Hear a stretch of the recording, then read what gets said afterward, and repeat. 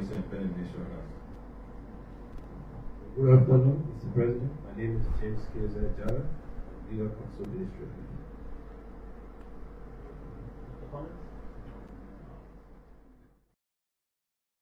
Wet Tuesday morning, the 23rd day in the month of June. A pleasant welcome to the People's Program. This is the morning ride, and it's on Cool 91.9, Cool Radio Online, and our YouTube channel as well, following us from across the world. We'd like to say, based on your timeline, good morning, good afternoon, good evening, and it's always a pleasure having you joining the conversation from the city of Pinzo, Maserado, Liberia. This is your breakfast info compounded program that takes you across Liberia, Africa, and the rest of our one world. And it's always good to have you joining us on this wonderful, wonderful day again.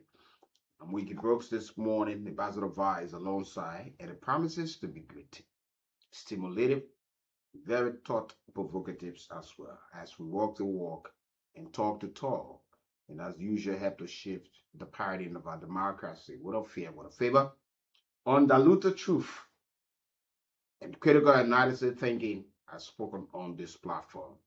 What supersedes at the end of the day has to do with facts. And that's how we like to say to all of you, it's a pleasure having you joining us on this wonderful, wonderful day. This is your program. We'll take a break to be right back.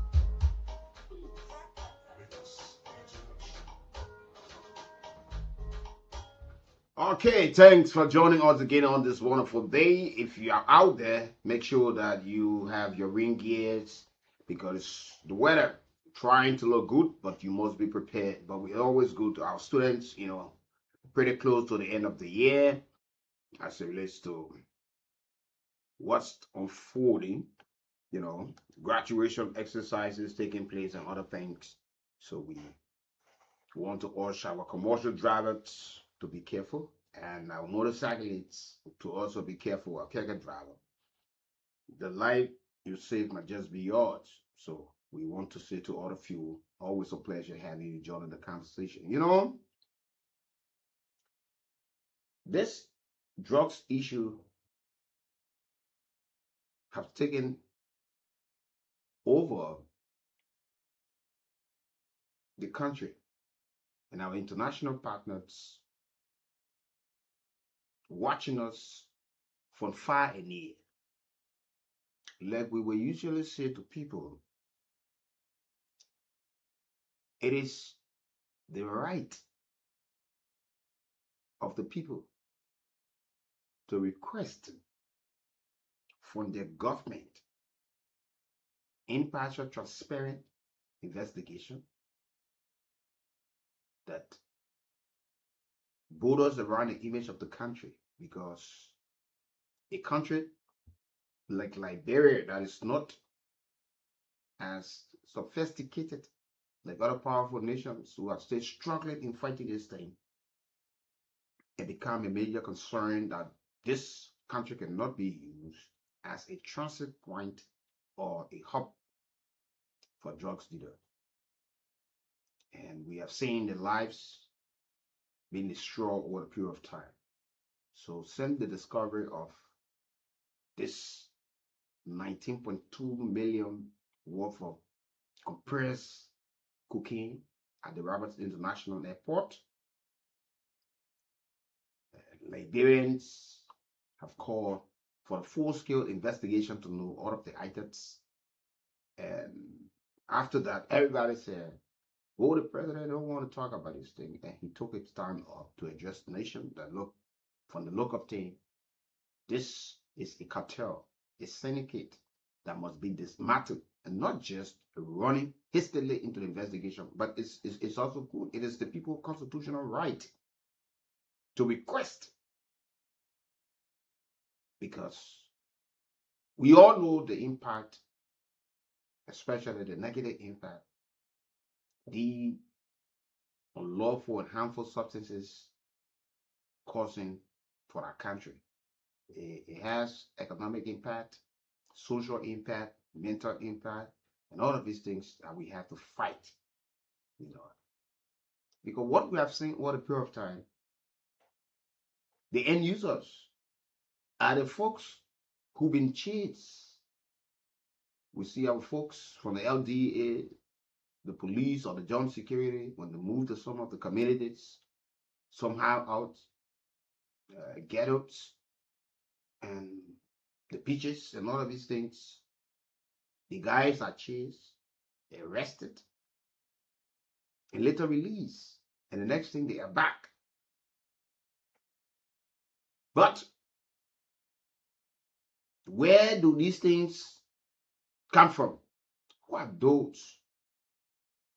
Because in conflict resolution, you look at the root cause. What caused this thing to happen? You resolve it, and you move on to other aspects.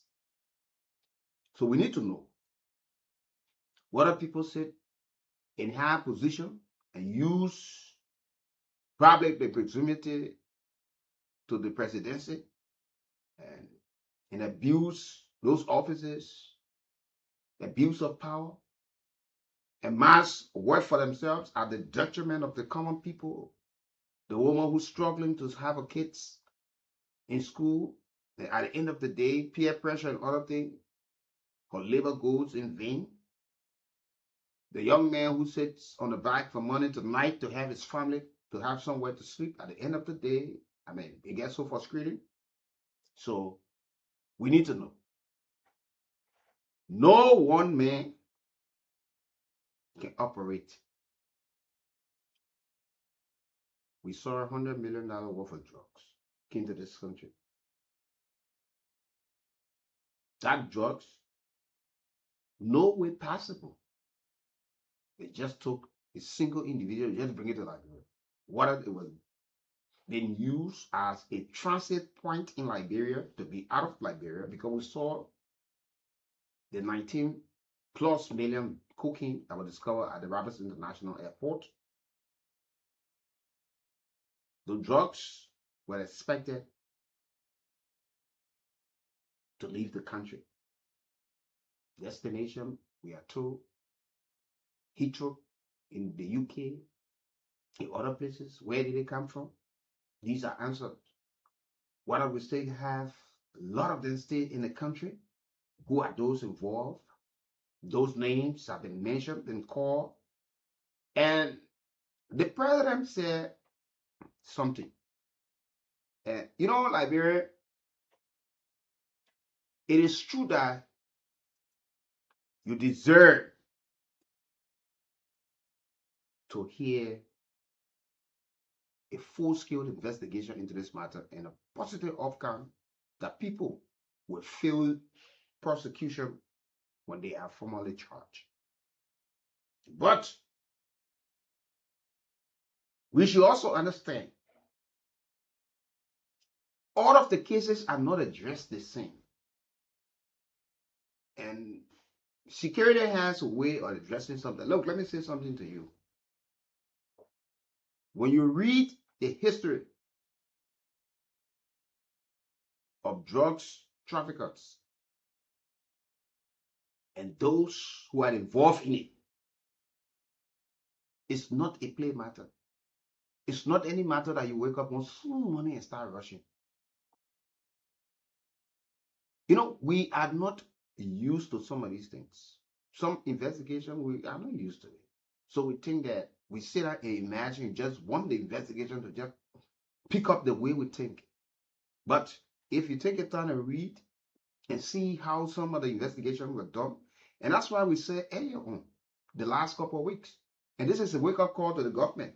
It is now time the young and potential officers in our security sector from all sides, it's time that they start to have advanced training, specialized training, forensic investigation, specialized agent in money laundering, looking at, drugs. How do they detect using all of the latest electronic gadget? Train them, even if it's going to take us 2-3 years.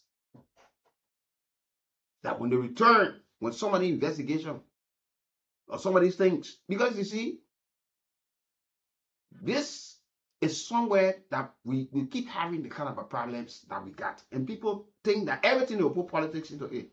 Because you no longer in government, so you think that you just need one investigation to just start 1 million and end that million. It don't work that way. We have seen cases that went years in this country because you must be able to gather facts. It's not just like, because when you charge people or people of interest, these folks are not guilty under the law until they are prosecuted under the code of competent jurisdiction. But because the lack of education, so the folks out there just believe, oh no, people of the conviction. And we need to disabuse our minds. It is true that we have seen so many things. It's because we lack the expertise. Those experts. We heavily depend on international partners to help us. There are statute of limitation. There are places they can reach. Where they stop, we pick up from there. But do we have the kind of folks? You see? So sometimes because of not having the proper training, our investigators at times tamper with some of the facts or evidences. And when you deliver it to the court for prosecution, when it is not substantial enough, the people will not convict these people. Because what you presented before them is what they will use, rational judgment. They will not manufacture anything. So we need to start thinking on these things. Government in waiting. You got to start picturing these things. Because if we do not handle this thing right now that we play and everybody wanted to get involved into the $100 million at the end of the day, we also saw what happened. What government took to the court on those who were charged was not substantial enough.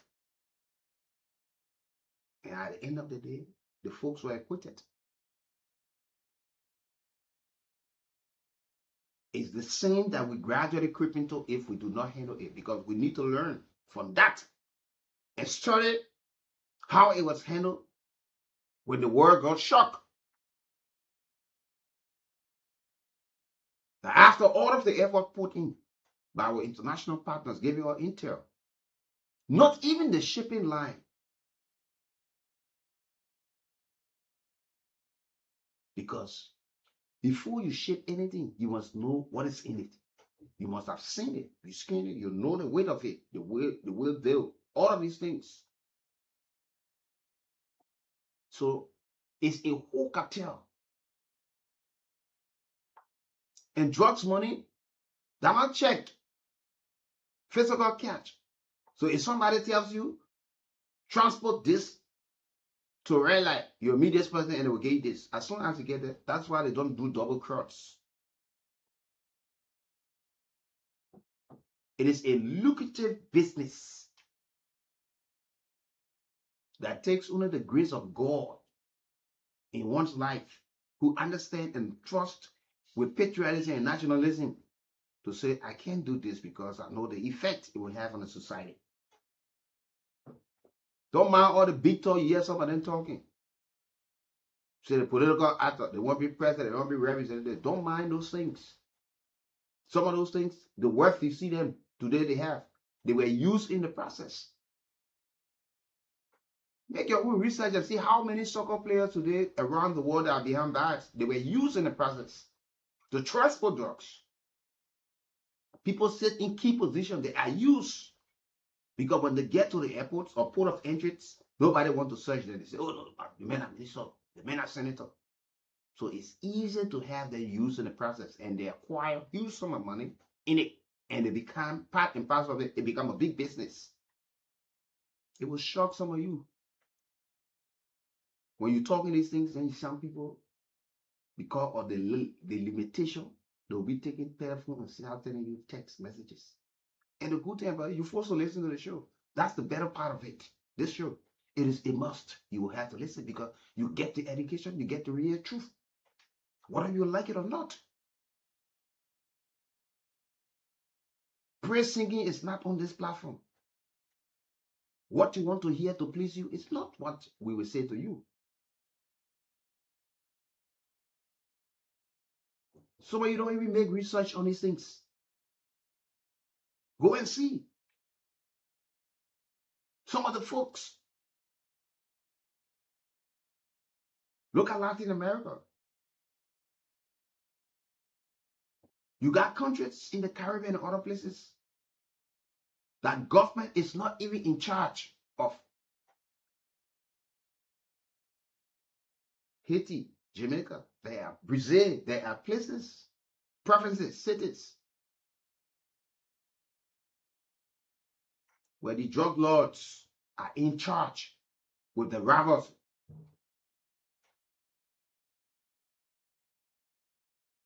They are dealing, they're shipping, they're using sea, air, and land to ship around the world.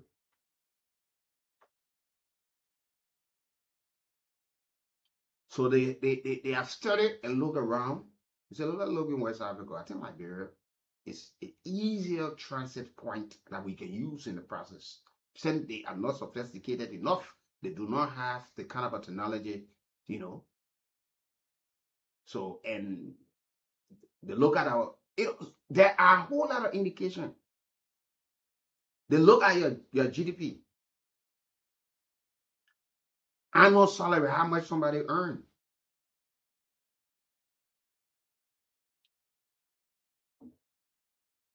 You got folks who are earning $150 in the police, $200, $300 in the NSA, EPS, and all of these things, where they are into the president's convoy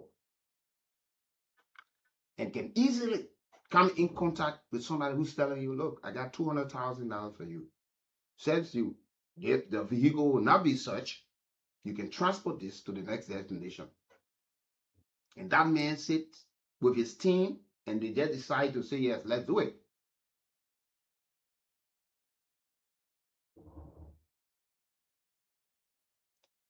There was this minister in Mexico who everybody saw a man who was very tough in fighting drugs because it was on his watch. He built all of the praises were on him. But the US government kept the eyes on him. Not knowing he was the one who was executing for the guys, escorting them, supporting them, pretending to the public that he was fighting this thing and everybody held him. He made over 17 million out of the trade. And this day he decided to go to the United States on a visit. And that's where he was arrested. And all of these things were placed before him.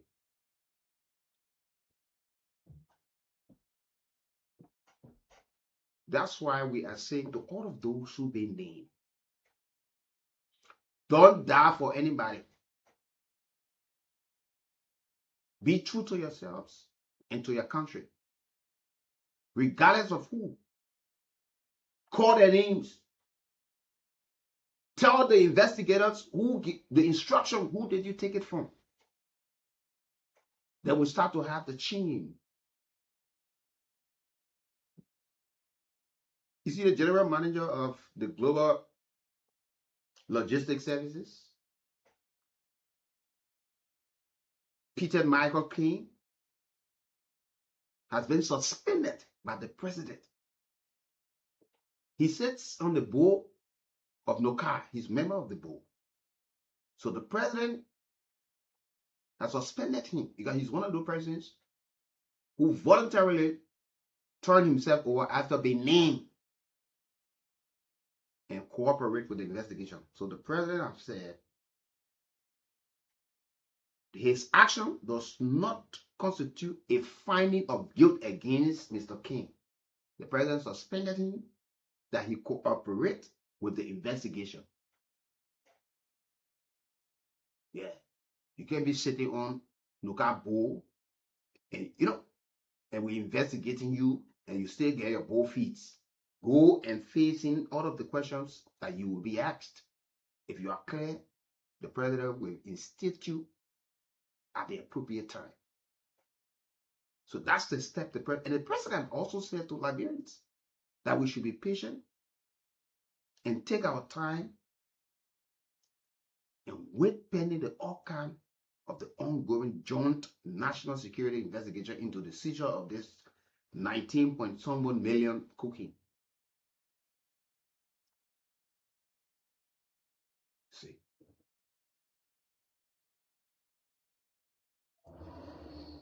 drugs is not play. It is, we are new to this thing, and that's why we're thinking it's just the normal politics that we play. We go to campaign. It's far from there. It's far from there.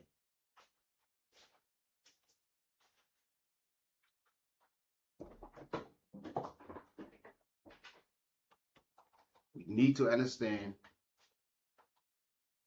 that this thing is not any small play.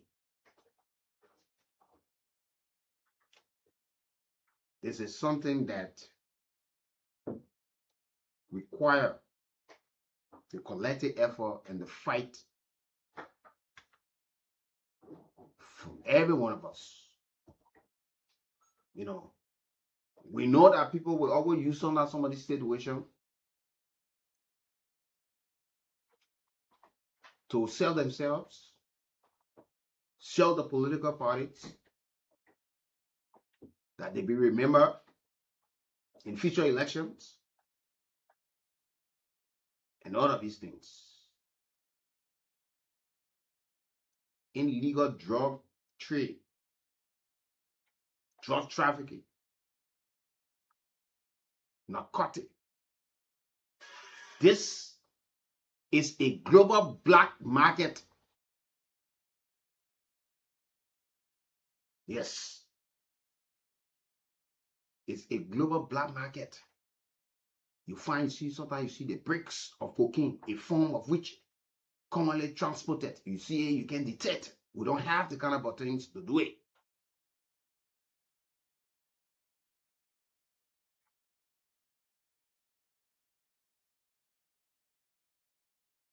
And there are governments that are struggling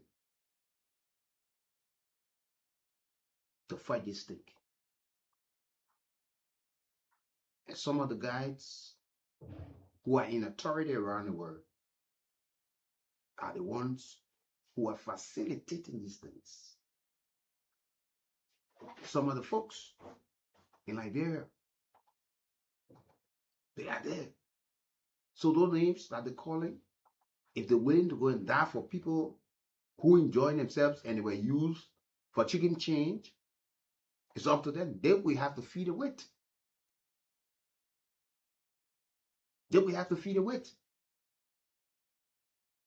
We saw a similar situation with the ISIL attack at the Capitol building.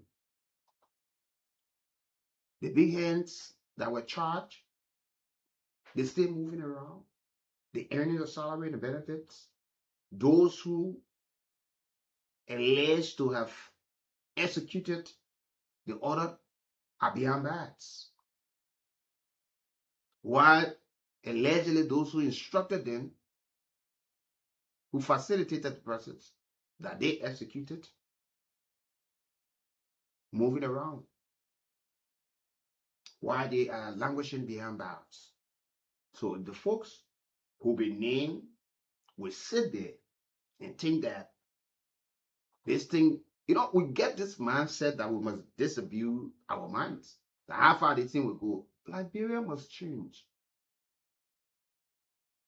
No matter how long the night, the day is sure to come. Liberia must change. We have to have some of these changes done. Not every time we just sit and say, well, how far that thing will go. How far that thing will go. You know, we must have people who will be honest to the process. And that's why we're asking those who are investigating. Liberians are also having the eyes on you people, because we are talking about millions of dollars worth of cocaine. And those who have brought it to Liberia tells you they got lumps of money. And our investigator, if they are honest, but if they decide to think that I don't have a horse yet, this, and decide, they will take, and there will be no positive outcome of these things. It's not that we're all rushing, we'll say, oh, yeah, you know. But how do we intend to minimize or curtail? Because totally you cannot work it out. It's not easy. Taking in consideration the low salary, the poverty rate. Too many people are used. Some of the very common people, some of you that are just talking, you people, they normally use you people in the process. Yeah. Some of you pretend to be mad, but you transporter. We know all these things. We read these things every day. Some of you pretend to be transporter. I mean, a mad person, like crazy man. But that person, go and see. You find some of the young men who said, you see them picking up diet. I think like they less fortunate youth or youth are ricks. Or even sometimes you see older men. They know they transporting to various destinations. You see, they say they're picking up old iron and doing this one. You look, there are a whole lot of things. We sit, we watch, we hear. People drive at the airports. With serene. You see police car. You see one other car with security light. No plate. They drive. Instructions are given. All the way to the flight. The luggage or those suitcases are placed in the vehicle and they just pulled off from there. What they taking? Who? Which country they from? Executive guest to who? Nobody knows. At the end of the day, mission accomplished.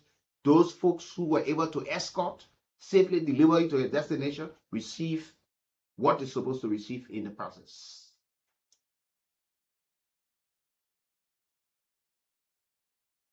That's how people take advantage of so many things. Sometimes you hear the ambulances. You get feed people, somebody in it so sick, who know what they're carrying? You hear the fire truck, wow, they say the people going. The guys are 3-4 steps above you because they're always looking for the route, the easiest mean that they can use, and people that you know will be easily used in the process. So it's a long chain that must be dismantled. We must break this chain. And I'll jump to conclusion just like that.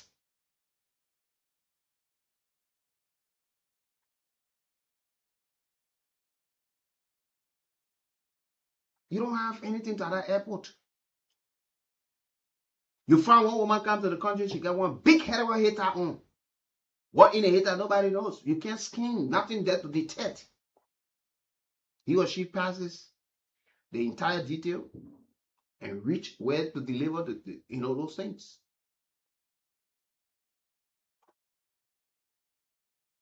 You see? I think it was some part of this year or last year somewhere in Asia, Malaysia or somewhere, where this guy, imagine, he cut in the middle of his head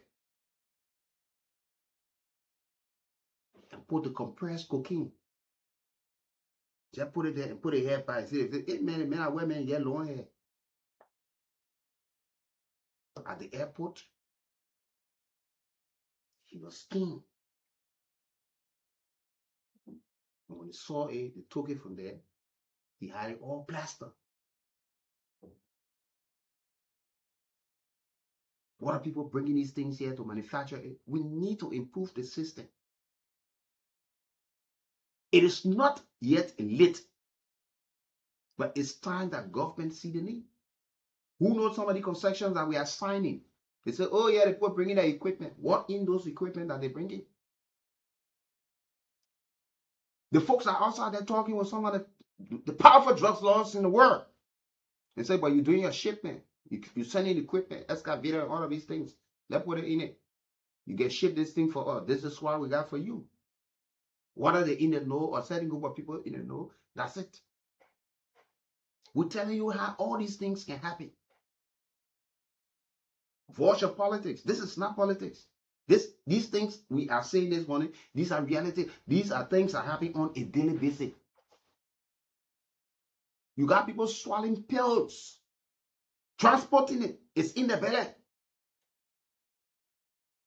The risky part is if one bust, you die. They will swallow these things. But are they sophisticated and well-equipped airports around the world? That's how these people are tested. One of the most busiest airports in the world, Garrick in the UK, Heathrow, and other places, Amsterdam. On a daily basis, the guys are catching these guys, tracking them down. See, there are some people who will escape.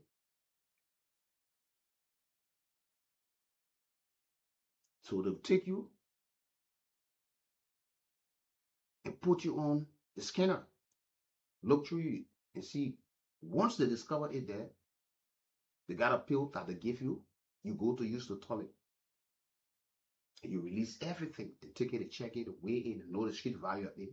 You charge, send for prosecution, found guilty, you go to jail. We can get the machine. We can get it.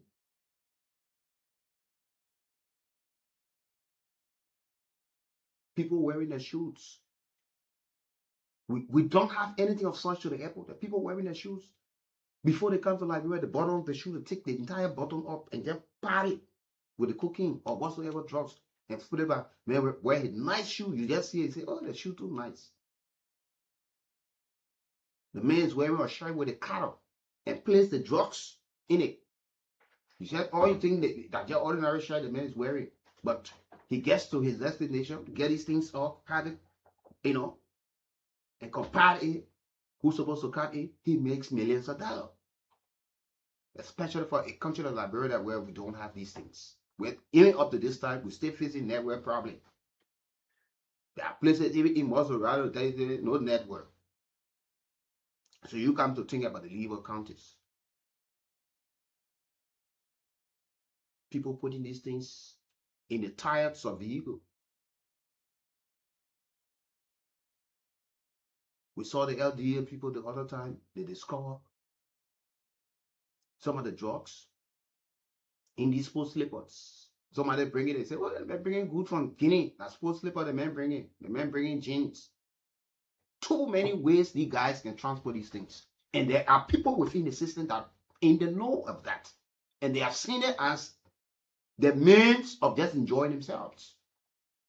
Once the guy gives them the tip up, say, look, my man, we'll be coming by tomorrow. He's already aware. He goes to escort. So this fight, nobody should sit down to the house and think that this is a baby play. Because even if you fought it tomorrow to lead this country and Liberia turn to a major transit point, your leadership, it will be at risk.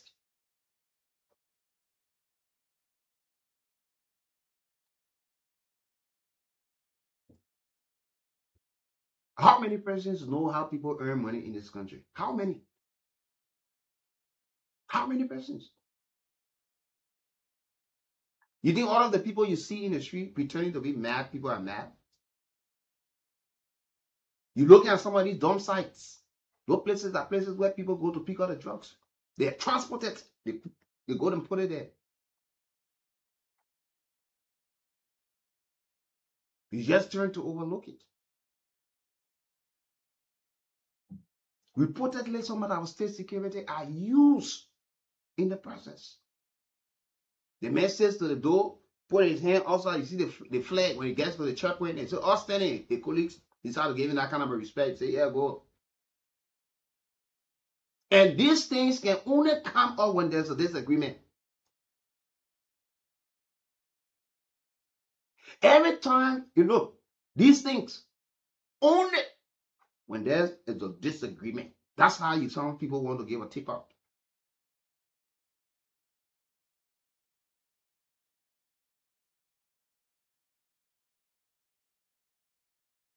And that's why you will always hear you don't double cross in drugs business. In a typical term that we've called red bag, water. So you get these things when somebody is dissatisfied. So that's when the noise will come. Couple of years back, we saw a series of robberies that were taking place. You have folks who are right within the Liberia National Police who are facilitating these things. People who should be doing the anti-robbery thing, they were part and parcel of it. Some of them went to jail, they released them now. They have people giving them tip up. So now you're quick to forget in this country. And rush for almost everything. That's where the problems can come from. You rob it, somebody will sit in the bank, transporting money, instead of taking the money from here to Grand Passer. Somebody is giving somebody information and say, okay, the traveling, they will be going at so hour.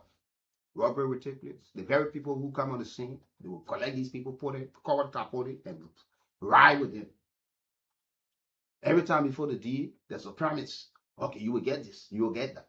Until somebody, after the last robbery, or the ammo van that normally take the money on Buchanan Highway, the young men were dissatisfied. What they were promised, it was the same old story.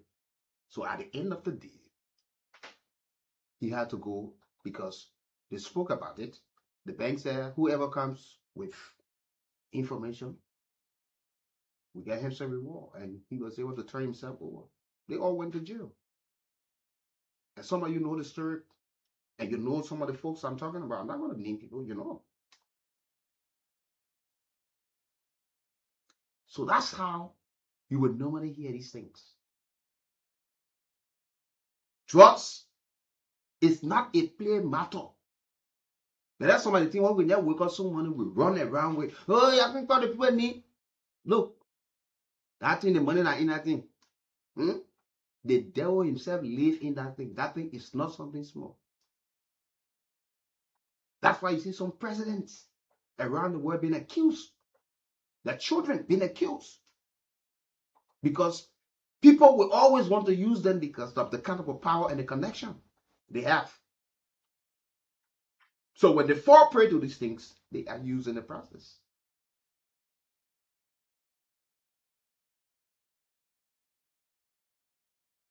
Look at the former president of Peru. He and his brother told his brother he went to jail for life in America because he was being accused using that relationship to the president, that the president's brother. So some of the drug laws were using his sympathy. You can use the thing to transport. You can help us, and you start to get the kind of a profit, acquiring properties around the world, enjoying yourself. But people keep their eyes on you, so you come to think about Liberia.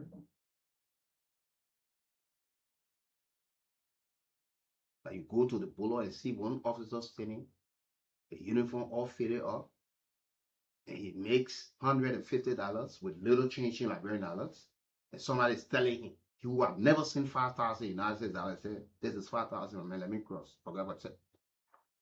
The man sees that script and think that, oh, but it is a business. Say, Chief, anytime you ready, can just let me know, yeah. Anytime you come in, let me know. I'll open a way for you.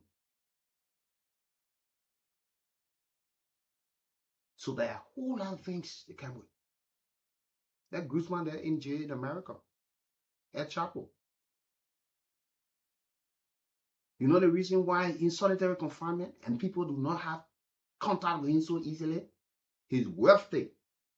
The Sonora cartel in Mexico State operated in its absence. So if he comes in contact with certain group of people, he tells you, look, communicate with this person. And this is why you will get, just make sure that I get out. He broke jail on 3 occasions. He did not use hammer to knock it and say, let me start walking, going out. The very people who were told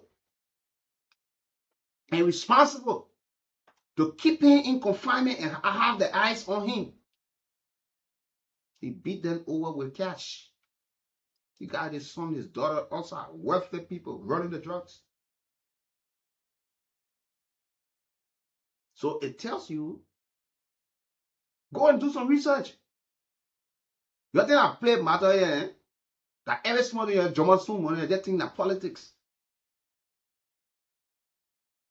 Someone should sit down and be worried that Liberia will come to reach a point to be a transit point for drugs. You know what kind of picture? These are things that scare investors. We're talking about tourism, opening these sectors that will build the economy. Then it turn to be a country. Who wants to come to relax on vacation to a country where, I mean, it seems to be a hub for drugs, illicit drugs? This fight belongs to everybody. And just stop accusing people, calling people names. You call people names, come with the facts, help the government. Maybe some of you know. And the government too needs to give.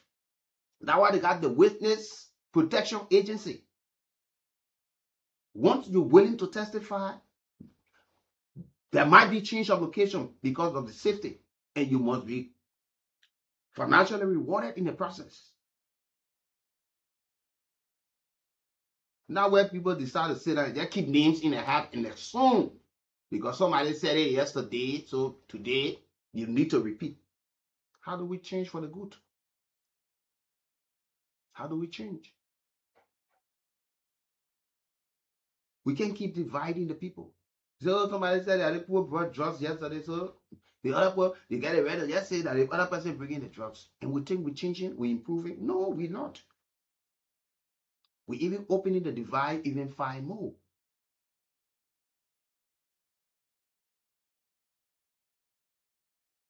Imagine somebody, Guzman, the man is in prison in Mexico. You're telling the lady at the laundry not to lock the door.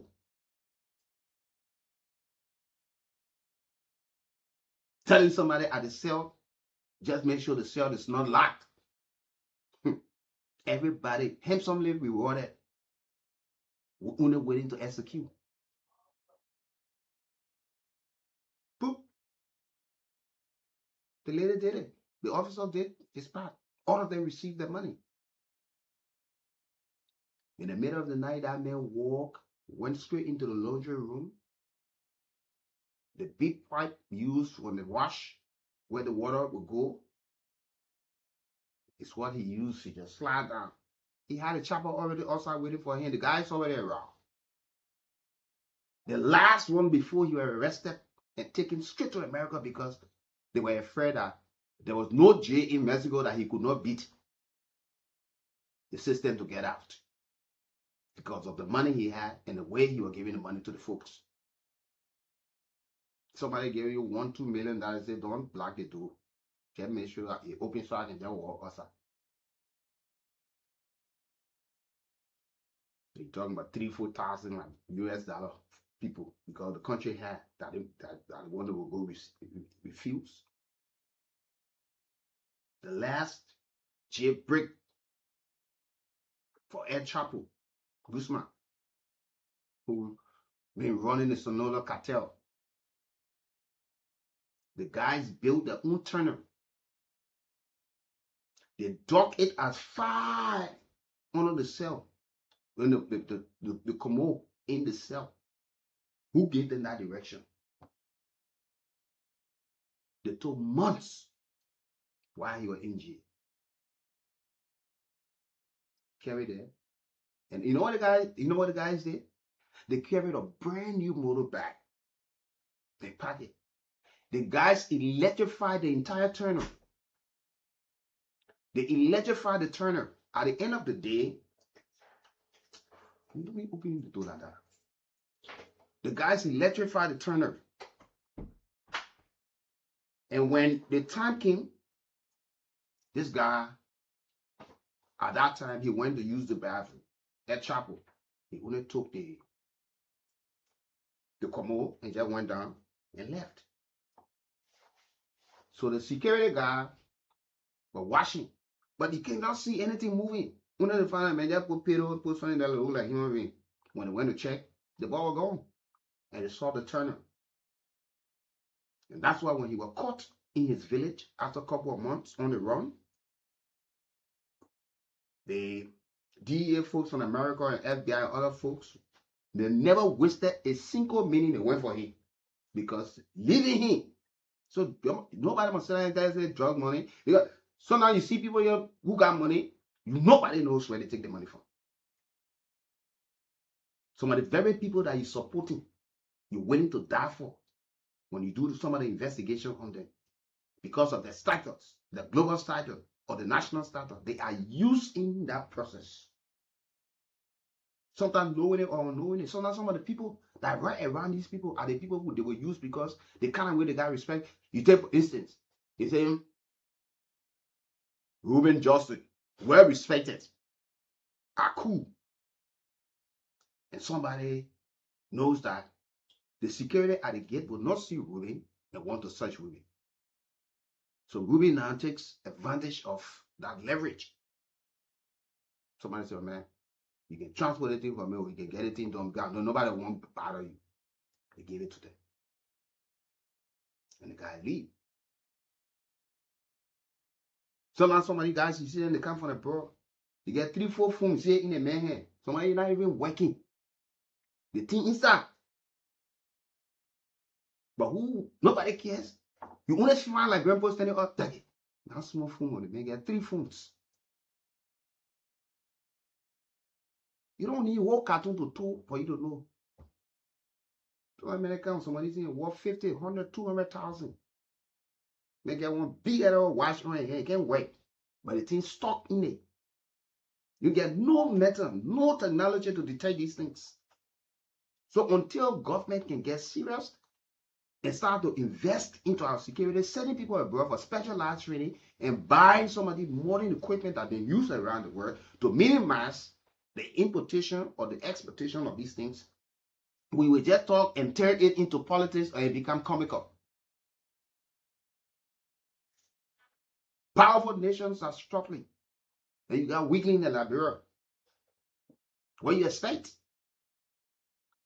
Then we tell the team, say, oh, you're calling.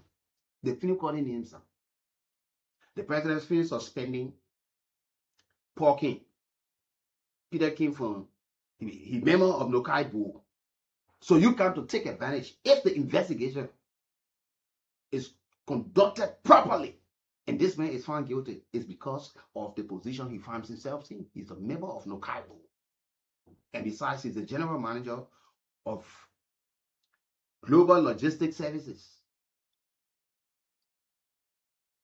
The folks at RIA probably, they trust this company for cargo handling. So when he goes there, somebody probably taking telephone and come, say, man, I get password, so we're going to come in. So yeah, man, just send it in there. And you just take one telephone and call those who's able to do the warehouse manager, the scanners, and say, or cargo handler, say, so people take it to the warehouse. And they just pass with ease. Only because of the position you find yourself. That's how people are used People don't just go to go look for one woman who's selling better ball. They target always with people who sit in position, people of influence. So until we can break that cartel, we'll crack tire. And this fight, it's not just people speaking. Government must say this, government must say that. We need to be mindful how we get into public talk in this country. It's time that government start to discipline people on some critical national issues. And you'll be here. We hear one man tell us for security reason, you can't see the one, he told instruction from this person. You kill the man in the air, you throw it down, the man told you. Security threat, that's what the money was used for. That security threat, you have never been told what was the threat. For security reason, he said you can't say it. The other man said the same thing to instruction from the president, man. Ellen didn't say it at the time. We saw what he suffered in the process.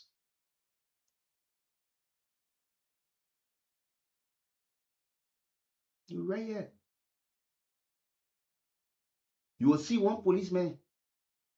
He's standing to one checkpoint or something. He got 2 cars in the traffic. He got keke, he got motorbikes. Where it comes from? Nobody, man making $150. One time you will keep money to buy a car. You get a DA, man, before you make a man say that, oh, that other man, the commander for the other place, so you, after a few times, you see, he get one other car. He's driving around. He's salary. Can't buy him.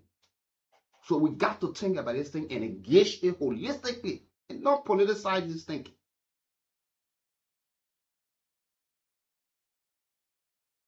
We stay young in this fight. And we must tackle it from all angles. Nobody should be off the hook.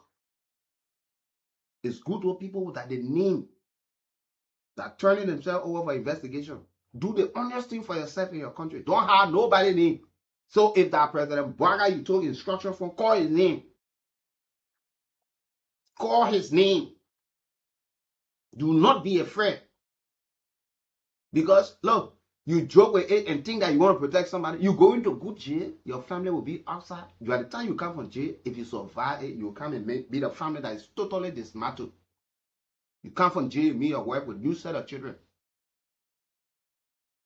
You come from jail, you meet your children, you have that zogos. Your daughters are into serious prostitution. You can't get them back.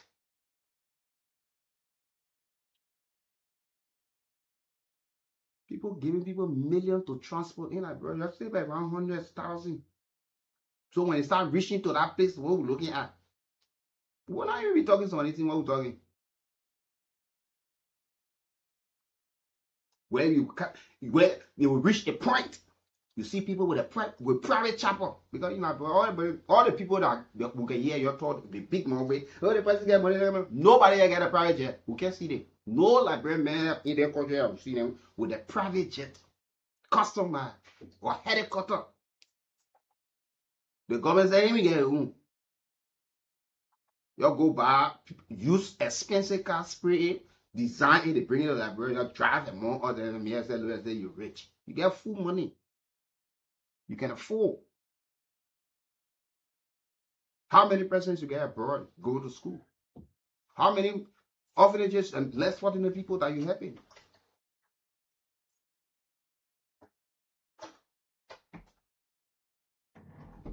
So this fight is not a play fight that we can normally just don't want to play with. It's a fight that needs the collective effort, regardless of where you find yourselves. Whether you're in the police, you're from this party or from that party, it's time that we make this fight and keep government feet to the fire and not, because if we are not careful,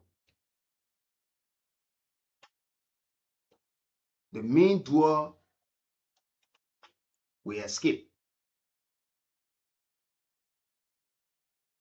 So in order for us not to allow them to escape, we all have to keep our eyes on these people. But I'll take this break to be right back this morning.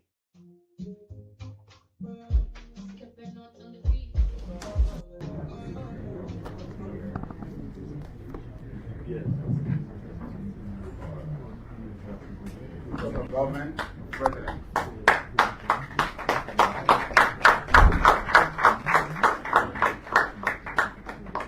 are you?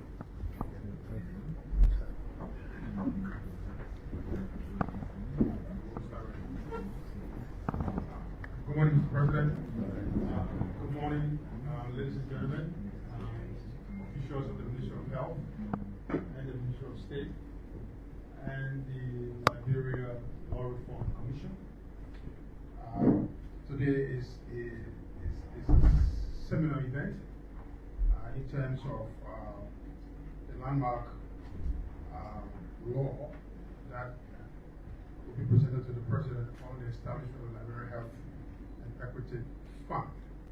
As you know, Mr. President, this has been one of your flagship programs that you initially mentioned when you came to office. In fact, in your first inaugural message, your first annual message, you clearly stated that you wanted universal health coverage for all Liberians, and that it was important that every Liberian had that coverage because we owe it to our people to be healthy.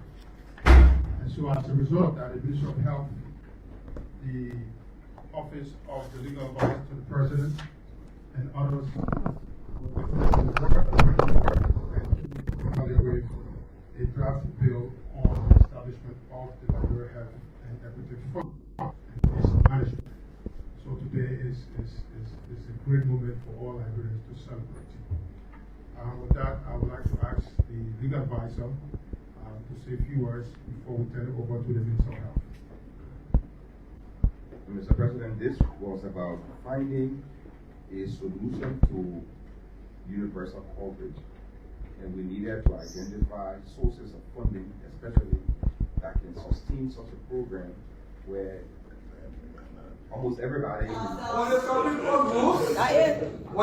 Court rules and interprets the law, it is why it is until the legislature enact a new law. Okay. So the word check and balance is about. So that Supreme Court ruling is not final unless the legislature sit down and say they're not going to get it. Well, final now because Papa bottom in 5 billion. What? And if I get that woman, trust me, Andrew Gamoyu, who sits and controls the sounds and video, will cry in my hand because my entertainment would be just for people to beat him and see him, just for him to be crying in my presence. But it's always good to be here, and we have to talk some of these things that is very key, cardinal to our growth as it relates to the matter of the drugs, which is very serious, and Liberians want to see the outcome of this thing. You see, the drug business or the drug cartel in West Africa right now significantly has increased. It's on the increase, and we need to start looking. And this cartel must be dismantled, both outside and inside, because there are people who outside who are doing these things, and there are people within who are facilitating and coordinating. So we do not just look just with the cycle here. So the drug trade in West Africa has been significantly influenced, according to the latest report, by organized crime groups. And they say particularly from the Western backgrounds, Europe and Latin America. They say these cartels have established sophisticated networks that exploit the region's maritime ops and weak enforcement mechanism, like I was saying earlier. So this is what the guys are doing now. We don't have the kind of patrol for boats, for our Coast Guard, our LDA folks, our immigration folks. Some of the bigger vessels, the smaller, the canoes are going for these things in the middle of the night. They're collecting these things. Reportedly, we've been told they bring it. We don't have that.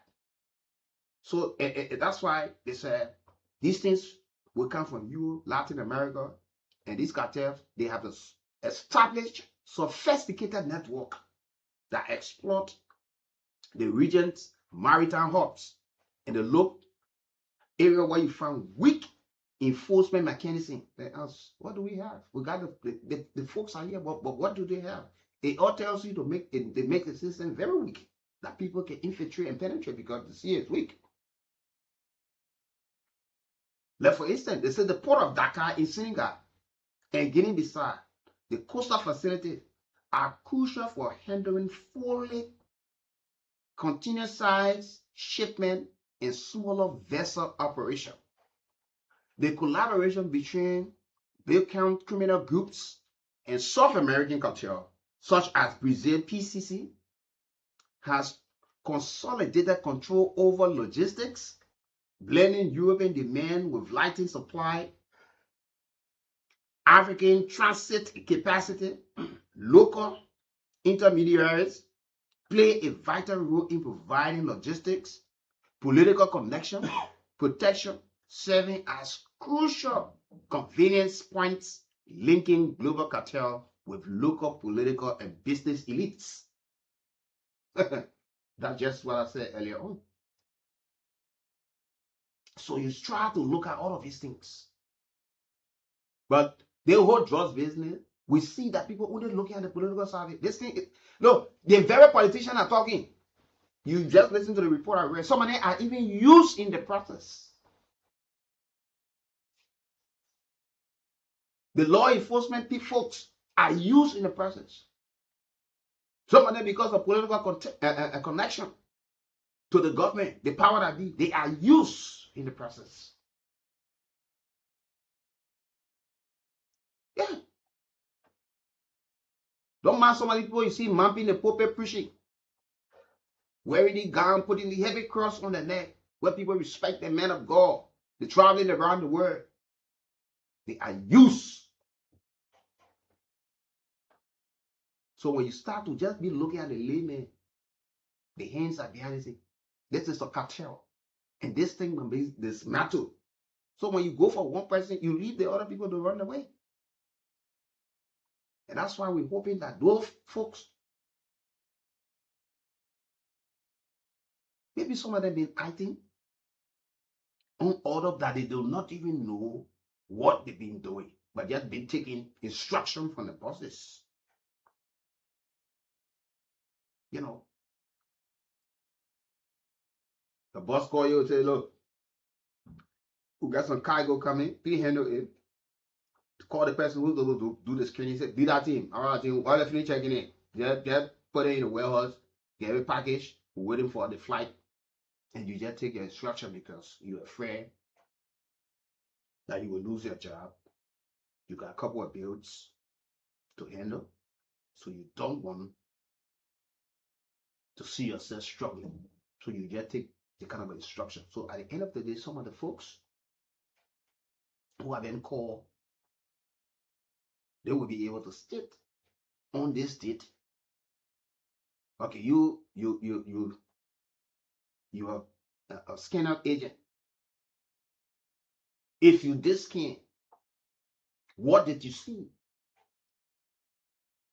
So if you be honest now to tell your boss or to tell the investigators that on this day when the cargo came, we weighed it, how many tons or kilo, but I was instructed not to have it scanned by my boss. Then we know that you start to get the kind of information, and then we start to trace how long these things been going. Because come to think about this, they were using the legal means to have this thing exported. That's why they use our only international airport, the Roberts International Airport. Once they get the cargo there, oh yeah, you put it on a flight, custom people there, security. So oh yeah, they went through the China. Just how the people do money laundering, dirty money. They scam people abroad. They buy the used cars. They ship it to Liberia and other places. The man open a used car garage. He registers a business. It becomes legal business. Money goes through the bank. Once he knows he has achieved his profit, that legal money transfer it. Nobody knows. The dirty money turned to clean money. And the man leaves the show. What do? They get the money. They will send it to Liberia, build apartments. You see people renting. Oh yeah, the man guy, he in the real estate. By the time that man collect his money, whatsoever, pay in the bank, go out and receive the money through the banking system. The money look. There are so many ways the guys are doing these things and handling these things. But a lot of you are not educated to it. So you don't know these things. So you don't smell or taste or smell and know that something is not right happening. Except for some of us who have had a chance to have gotten the opportunity to have a training in that. So we know these things.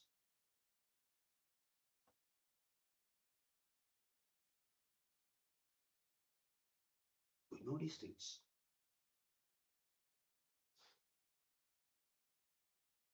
So many ways our folks are used. So many ways. You saw during the regime of former President Ellen Johnson Sirleaf, the advancing vehicle in the president's convoy, making the president coming. So somebody, the guys are very smart. They sit and just look for all of the possible means. Who do I use? Okay, yeah, the president's convoy. Yeah, nobody will search the convoy. So we'll use this car. We'll use the pilot car.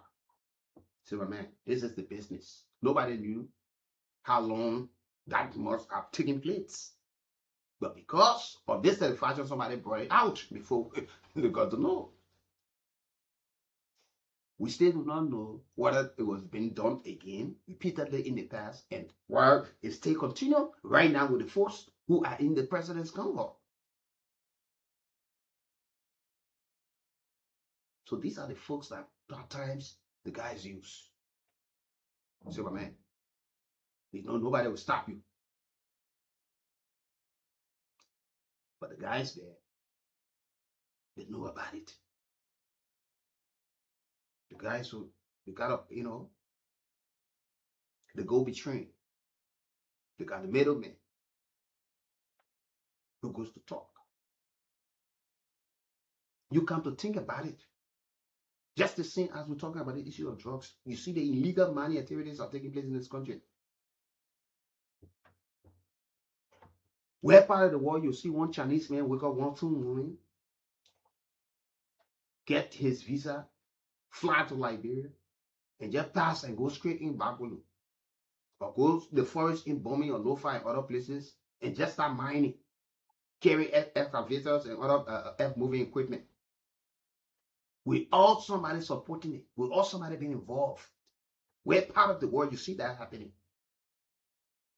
You find these machines will come through our port of entry. You got the custom brokers. They will clear these things. The shipping lines, they are there. Some of the machines coming, you don't even know what in it.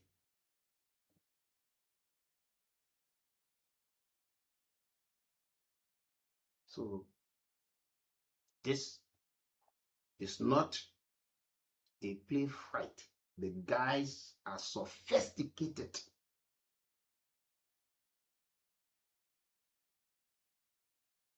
They are sophisticated.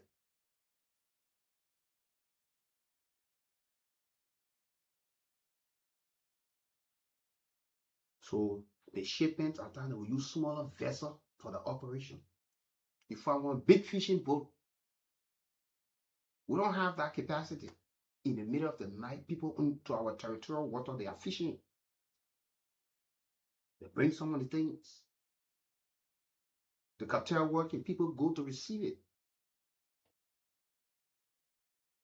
You got people entering the country illegally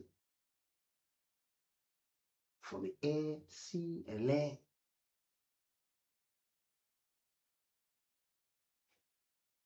So these things are things happening. Yeah, look, that man a businessman. The man a big businessman. And you know, at times, we get so content and we just trust certain group of people. So because you know that Theophilo Cole comes from Cool and he's assigned at the executive mansion, so you use him in the process, and sometimes people give into these things.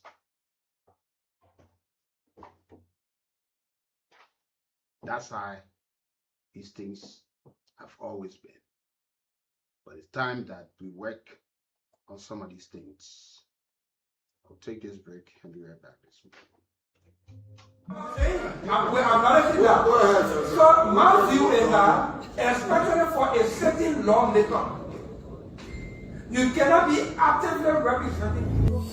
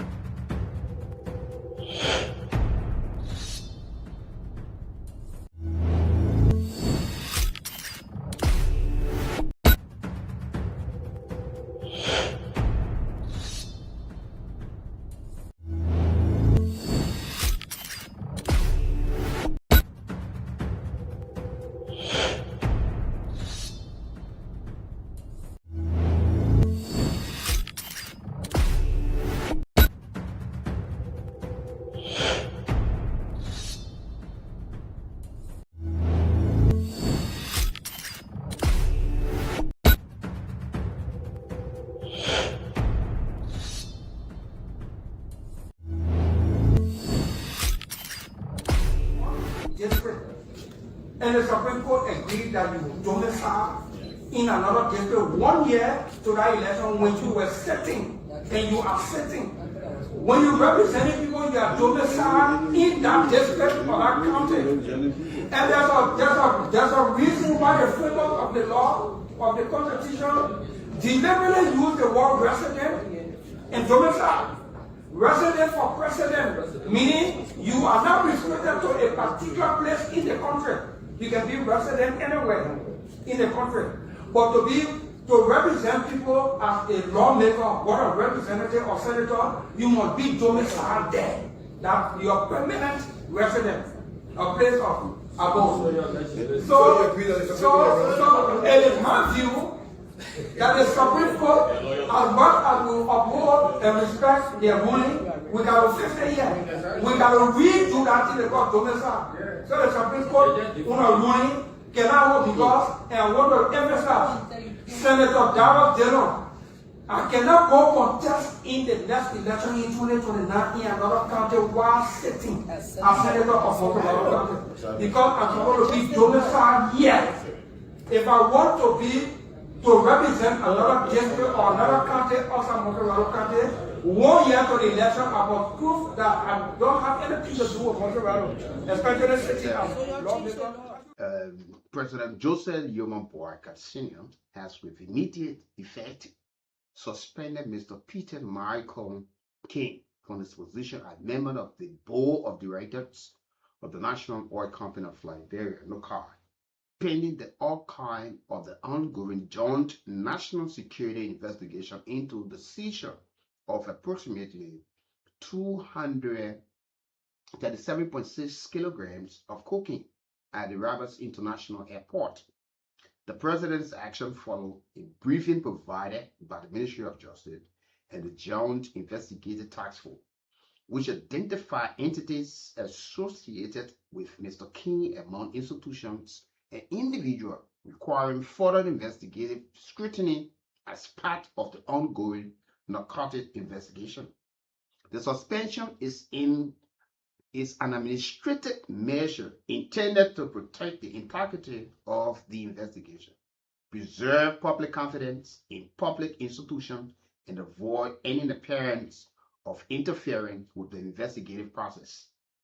The executive management wishes to emphasize that this action does not constitute a finding of guilt against Mr. King, nor should it be interpreted as a prejudgment of the outcome of the investigation. The suspension is intended solely to ensure that the investigative process proceeds independently, transparently, and without undue influence. President Boyka remains steadfast in his administration commitment to combating illicit drugs trafficking and strengthening Liberia's institutions through accountability, transparency, and adherence to the rule of law. The president calls upon the public to remain calm, allow investigators to perform their duties without interference, and refrain from speculation that could undermine the integrity of the ongoing proceeding. The Liberian leader assured its citizens and international partners that all matters connected to this investigation will be pursued thoroughly, impartially, in accordance with the laws of the Republic of Liberia. That's what the president said. So, Mr. King, who, according to the Joint Security Minister of Justice, willing to turn himself over, is now been suspended. As a matter of fact, he's member of the board of directors of the National Oil Company of Liberia, NOCAR. So the president suspended him that he cooperate, and pending the outcome of the investigation, he will be reinstated. But if guilty, the law will take its course. But this is where we are, and this is the morning ride. And I'd like to welcome all of you as usual. Thanks for always watching, following us, leaving your comments. It's good to be here on a Wet Tuesday from the city of Painesville, the People's Program, your breakfast info component program. We here Mondays to Friday, 7 a.m. to 10 a.m. Rain or sun, we are certainly here to deliver to the folks, but it's good to be here. And this is what we have to say on this wonderful day. Shortly, the lines will be activated. You can call us, and you will certainly be part of the conversation on this wonderful, wonderful day. Speak and speak with civility and stick to what is being discussed and not what we did not talk about, because on the next segment, it's something very important to talk about in this country. So call us on 0775 919 919 080 919 919. At the two numbers, you can be part of the conversation. The lines currently activated. Make sure that you move away from your radio or lower the volume of the receiver and make your point on this wonderful, wonderful day. Let me talk to my very first caller on the line this morning. You're live. Let's hear you. Okay, we don't come here to play. Let's talk to this caller. You live. Good morning, Wiki. How are you this morning? What I can't complain, good morning, me. Okay, my name is Arnold Wilson. So I'm calling you from the Rouse behalf. Good work. I just wanted to clarify. Is it Peter King that was suspended from the board of NOCAR or for JMLK? Thank you. The executive management release is talking about Peter Michael King. So probably somebody who wrote it is just a Paul King, but the clarity is there and they're linking him. So he's the person that's been suspended now. Good morning. Good morning. You're not prepared, don't get on the line. This is not where we play. This is where we talk critical national issues and global issues as well. On this edition of the morning ride, call us on 0775 919 919 0880 919 9 what? 9. Let me talk to this caller on the line. You live. Morning, sir. Please be audible. Go ahead. Let's hear you.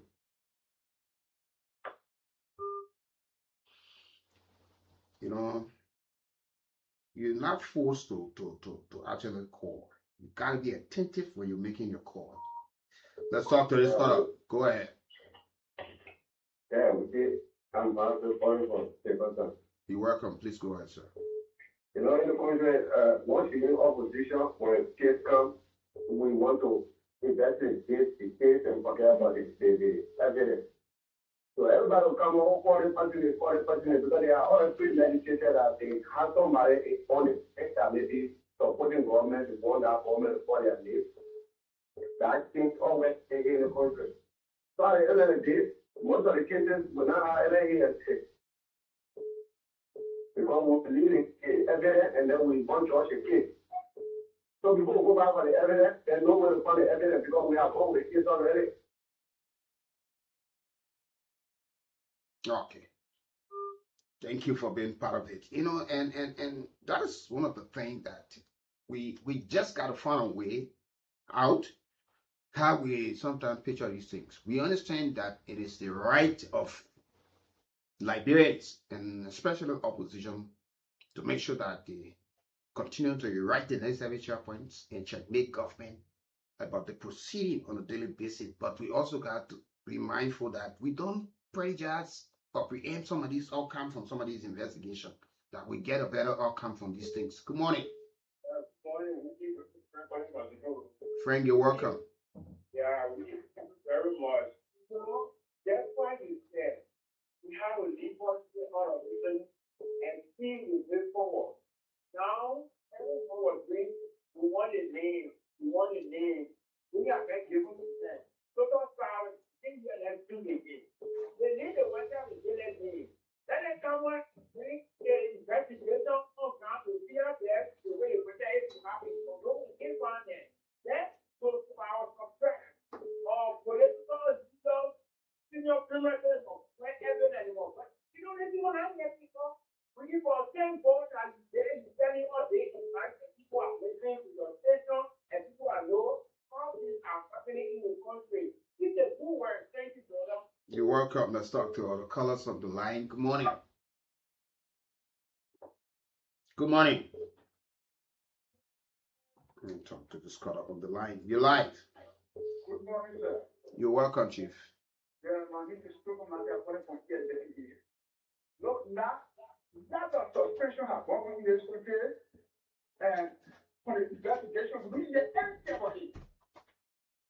Suspension. You see? So, what the issue is not to the level. I'm doing this investigation that I don't know. The body is coming in the vehicle and something is coming. Now, investigation go on, and the government teachers are telling them that people, and we don't know what's going on. See? And we don't need to do it. We do a lot of God, and look,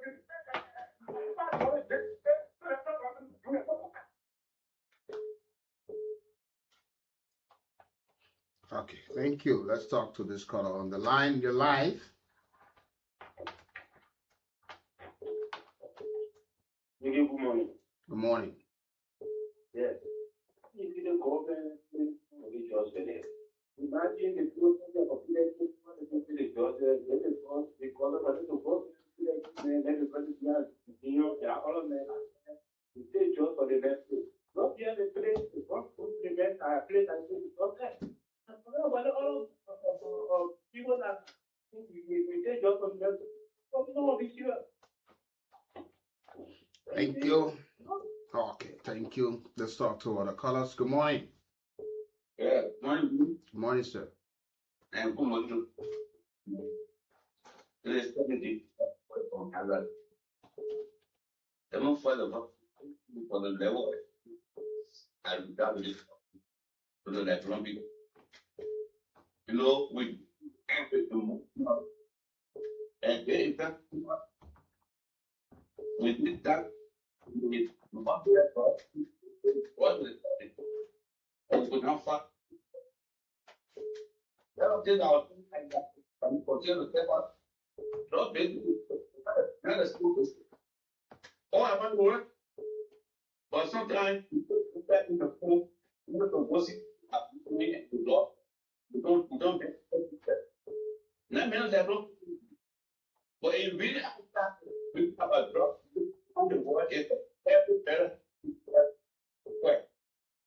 Even the big from the campus in totality, it has come to kill that people of people. We kill the that what would be the outcome.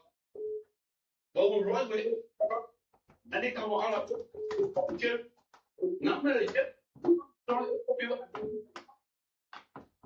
We need to take our time as Liberians to show the event. Let it affect this country coming to that. Some of these they blow it up in the public and keep on somewhere. So we need to be careful how we defend and how where that and who are. But I want to say thank you so much. You're welcome. Let's talk to the callers on the line. Good morning. Good morning, Wiki. Good morning, sir. Thank you very much. This is the boss of TOP Willie. And I joined this morning from Opening District 4. Wiki, you see, the issue of this job is very much open to discuss in a lot of ways. And that clarity is the first thing. Now, this job issue is worth every Liberian and it's incumbent upon all Liberians to be critical to our leaders to give us the needful, information that we need. Because this fight is need to be transparent and there must be accountability. But that better be established. In the past, when I say this job is unprecedented, unprecedented, in the past, when John is coming in like Liberia, he will be arrested at the port of entry. But this John, in this case, was never arrested at any port of entry, but rather it was in his state, they have been in this country, some have left, according to the information, on May 22nd, left. Then June 8th, it was discovered that another 19 million was leaving. So there are a lot of questions. Question number one, where the pastor entered Liberia? After entering Liberia, where it was in camp? We want that warehouse now GPS. It was burned in Liberia. Where is the lab that burned it? There are a lot of questions that need to be answered. And including investigation according to the International Standard, the first 48 hours is important. After 48 hours, investigation take away. So that is why we are there asking a hard question. These things, like many persons, should have been done long since. Why is it this all time around? Things is just different. When everything is just dancing and dragging, people are not coming forward to do the needful. Liberians stand up to be given rescue, and rescue is accountability. In the rescue forum, we get something that for accountability, transparency. Let this government and honorable, our father, President Boakai, be true to a saying of rescuing Liberia from jobs and being accountable. We need accountability in this particular job issue. There is a cartel, there is a king, a syndicate. This syndicate needs to be broken, and it must be broken by our president who just to do that. But you got to be transparent, you got to be accountable, you got to be clear and grateful. Yeah. Thank you very much. You have to adjust it. You need to put together. You have to be prosecuting people. Good morning. Good morning. Good morning. Okay. My name is Ken Testimony Jajim, a member of Conscience that you're for Chelsea at Paul from Chilcota. Thank you, Wiki, for your talking point. Wiki, what we call information, dissemination. If you delay information, what you can do here, administration will always tell you that you can always create doubt in the minds of people. On a serious note, we all in this country, we follow the trust issue in Nigeria here. We know how long the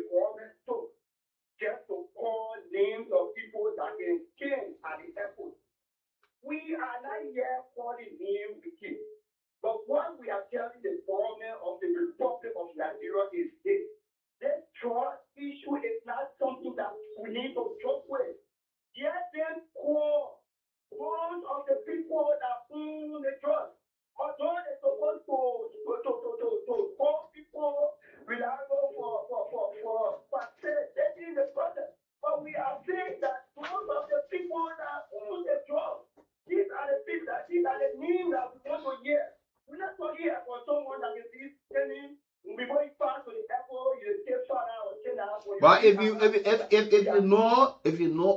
know these kind of things, that you can go and help government with the investigation, because say you're hearing a name that you're supposed to hear, then that means you must have known people. So help government and provide the kind of, because it's preposterous at time when we hear people say the name we want here. So that means you have names in your mind and have already pictured people who you know involved in the drugs matter. Then you're so happy to undermine the investigation, help government with the matter. Because we can't keep talking and what they say, oh, the name 1 year, we can't get the name. Let's get to this matter. Let me take this call on this matter. We close it up. Good morning. Good morning, Wiki, and let me say good morning to this thing for them. This having quote from Look, Wiki, you made one statement that I shared a lot of things. You said that there's a baby in 14 drugs. Let me tell you, at 2018, I listened to Mandarin on BBC. They want to a child. They injected the child. They took the child and tested and put cocaine in the child. They were working for $500,000. They are the first 250,000 from Nigeria. When she get to answer that, somebody will know answer that airport. They will just get the death bill of them and she will that's 250,000. Drop it. It is not the one we're doing here. We talk with the fellow drug and we are sophisticated to fight drugs. So when they call me or what you know the person I just had to fight by. You know drug money, you have seen drug money. When the one go to answer that, the woman was the plane, the bell around the one like 8 hours, the baby sick, the baby talk, the baby breastfeed. They start to respond him. And they arrest them all. When they take the baby, they feel like dead baby. They had arrest them all. So for people to look at drugs and just talking about talking in, we are still talking with drugs. We have better illegal entry where drugs are there. Not to LRA, not to Freeport, not to no way. Okay, all right. Thank you. You know, the president releasing the suspension, we have to all respect it, that we must remain patient and do not prejudice and do not preempt. And it's time that we look at these things. But we just urge that every one of us get involved into this matter. And, you know, there are two key something that we want to talk about this morning. And this is very key because I know sometimes when people are speaking, especially when you come from the opposition side, some of the folks in the opposition will normally criticize some of the colleagues who are in opposition and why they will be speaking. At times, people will brain people are belly driven, you're seeking job, you want this, that's why. And you know, the former vice president, Ambassador, the former vice president, this is key. The former vice president of Liberia, I'm following her a couple of days. Former vice president Joy Taylor. And being in the opposition, she have said her blasted oppositions and media over negative narratives in the country. And she said a couple of things.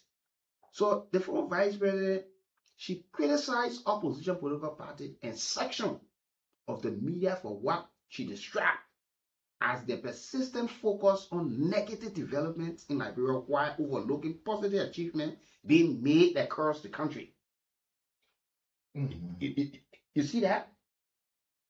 And she has sat for a while, even why it is true she in the opposition, but she has noticed that opposition in the country, is it that is the normal tendency that former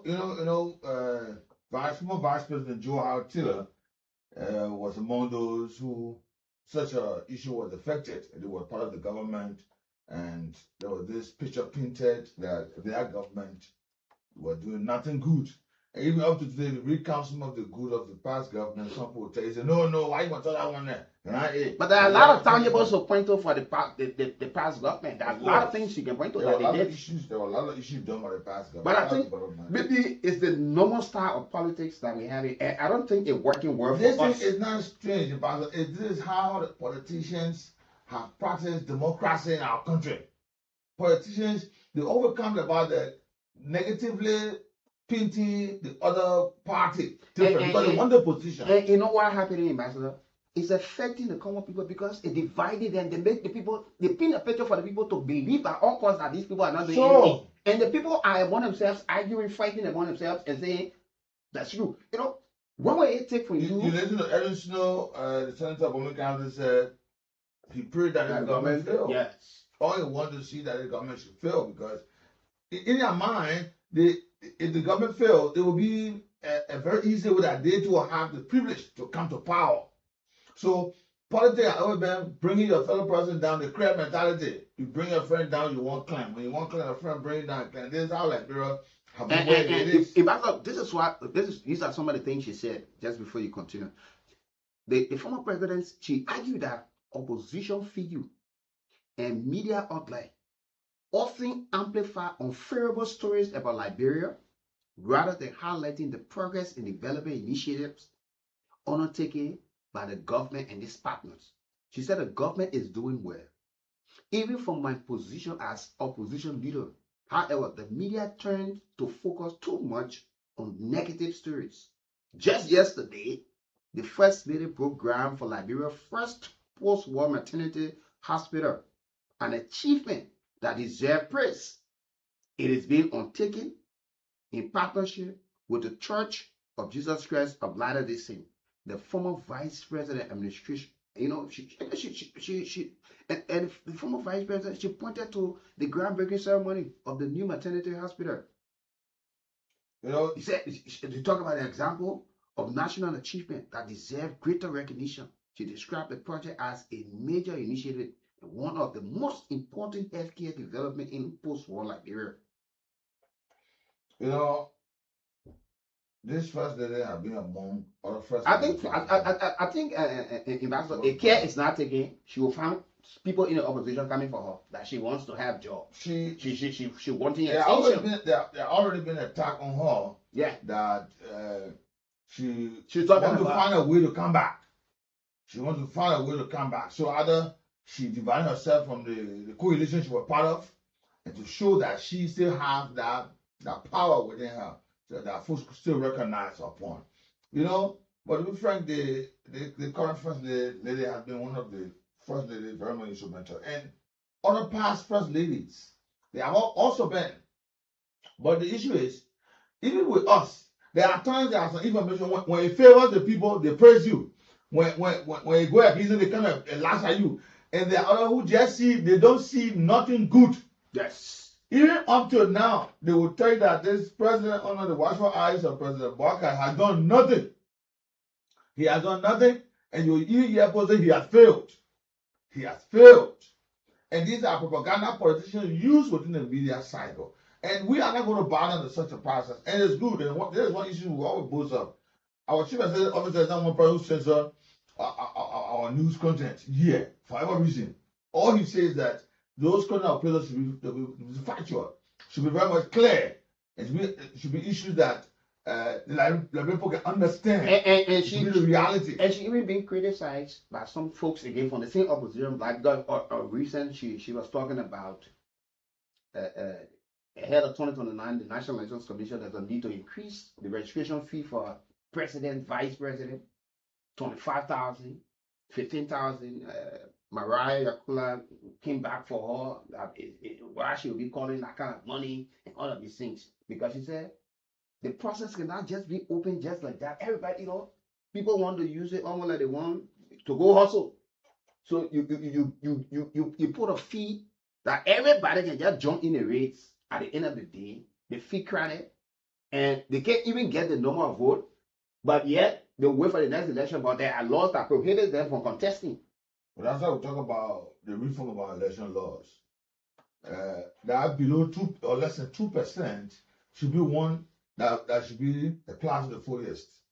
Because by all indication, you cannot go through with what the former vice president is saying. You cannot run an election and be totally unpopular. You cannot run an election, a population that have about 5.2 million in farm, those who will register voters about 1 million or 2. Then among those 2 million, you are just about 1.2% or 2%, 3%, all that. This should not be accepted because you also bring the influx. And even what she's saying too, in my opinion, they will also support the influx because even when you get the money up, people always just want to pay that money. They will struggle, they will fight to pay that money. They, at the end of the day, you see 25, 30 candidates. But I think that she wants the bar raised to some extent that we don't just have the kind of a valid point so that you don't just increase the numbers there. And NEC will not just be a election sponsoring body that will just want to galvanize money to galvanize fund. And again, why are they key about doing with the money? Because government is funding the process. What are they doing with the money? Because even when they collect the money, they collect that money to whatever extent. Because what happens, because probably to some extent, look, somebody will not just look at the 25,000. And you will probably student out and critique yourself there, but I'm putting 25,000 into a race that I know I will not win. No need, I can get my money there. I spent another 25 for campaign. Yeah. 50. What? They will calculate. Now, yes, 25, she's proposing that 25 for the presidential candidate, 15 for vice president. So when you put the two together and say, at 35. Which one of the party will just be having that kind of money so easy to get when people are not even taught or used to paying dues? She also spoke about this issue of the drugs. She says it's a serious matter and she raised serious concern. Well, she wanted to be affected by it. And she said, but according to her, she said, her remarks of recent people who are twisting it and taking that she creating a false impression to support the current administration. She said, no. Let's change the narratives. Let's look at the good things that government have done. Let's correct them for some of the wrongs. And which is strange for our politicians. It's very strange for a lot of them to praise the government. You saw folks in the past government. You hear somebody telling you opposition were to praise government. Who told you that? Those who were in the past government who were supporting the agenda of the president, or those issues that they saw were very much cardinal to the growth of the country and supported it, they went against them. You see? So every time you support something that they say, but you give that person. But people are already started going for her. There are a lot of comments on her on social media. We saw that with Kanye.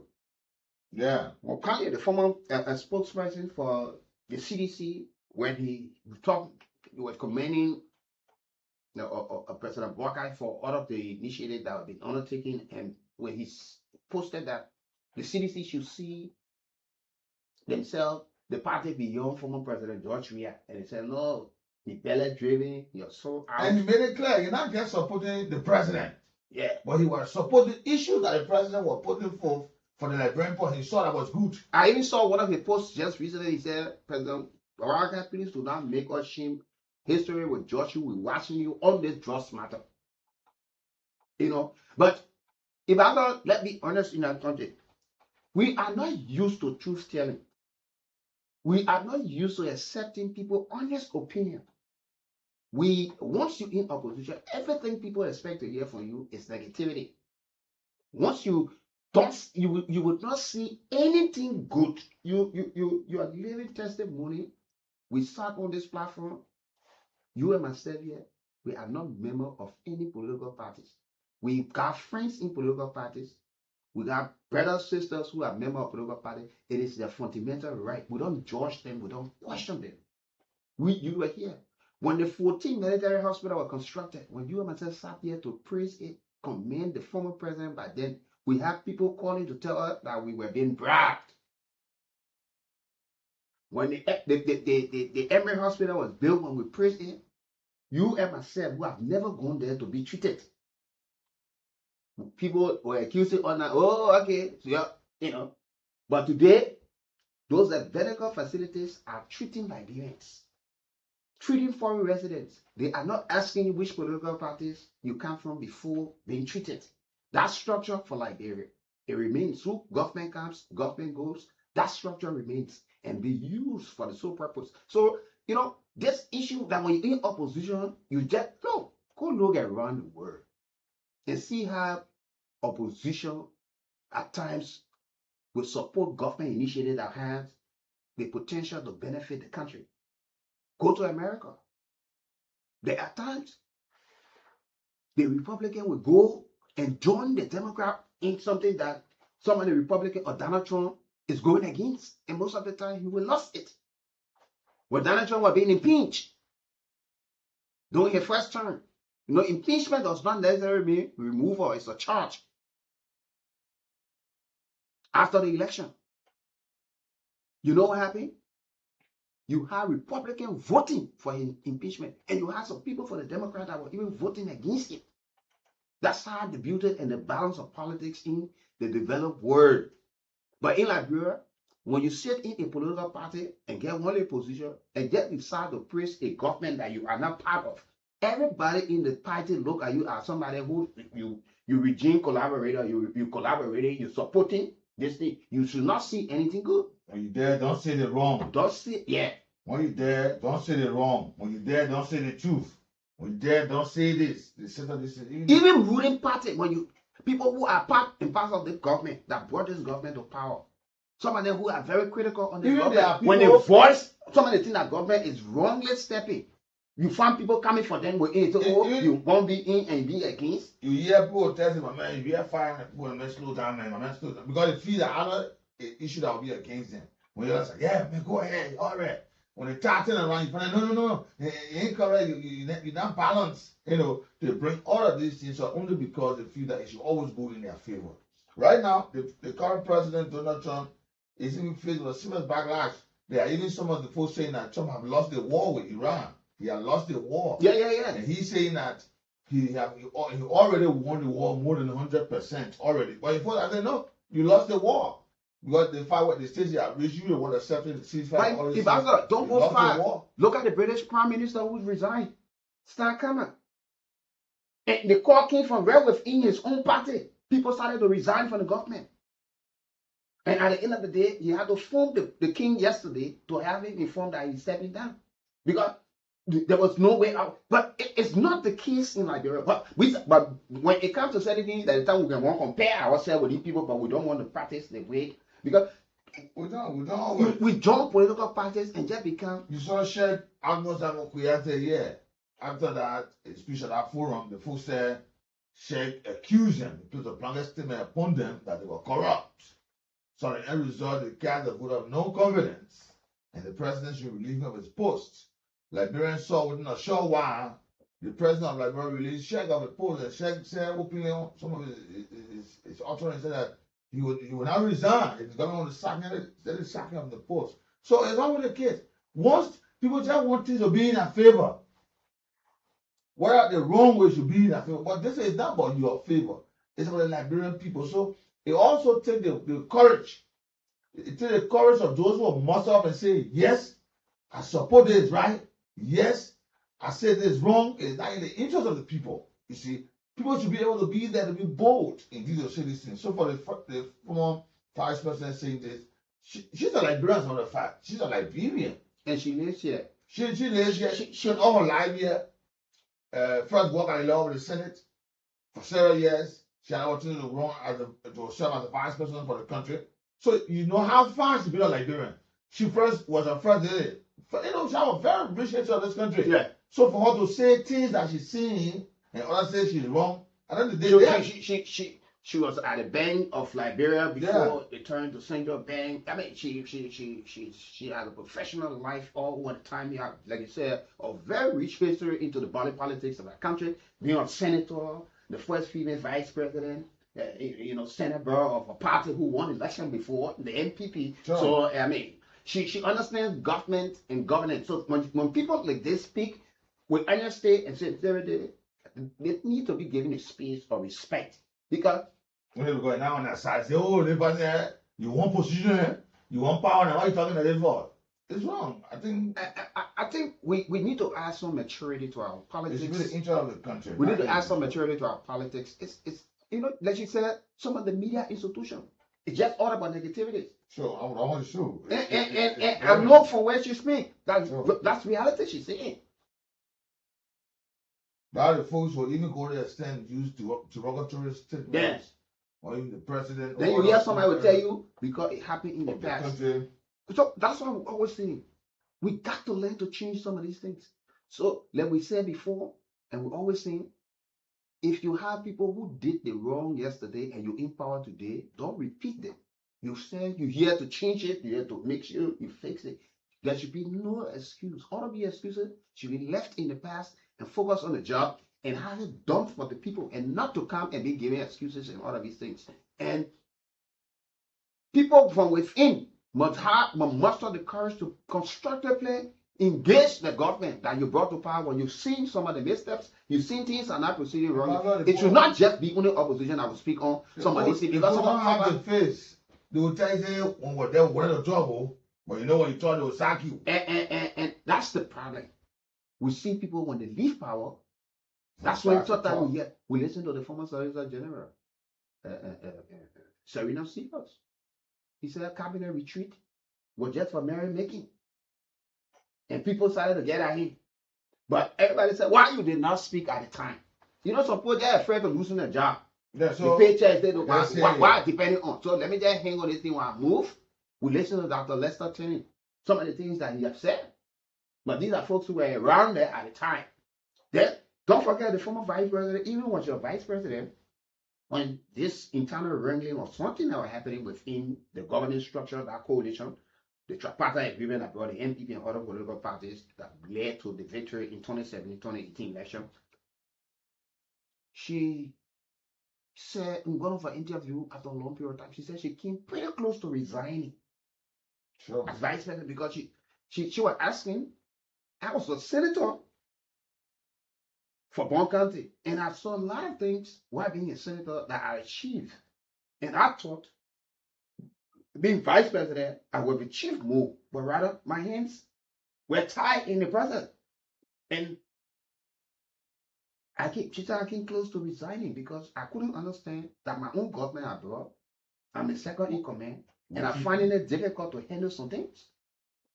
And that's how she even got to know that it's true that the vice president is a car position. Yeah, it's you know. She got to realize that because the privilege was given to her. And, you know, first, the openly say this vice president, one of those who enjoy the coming of the president upon.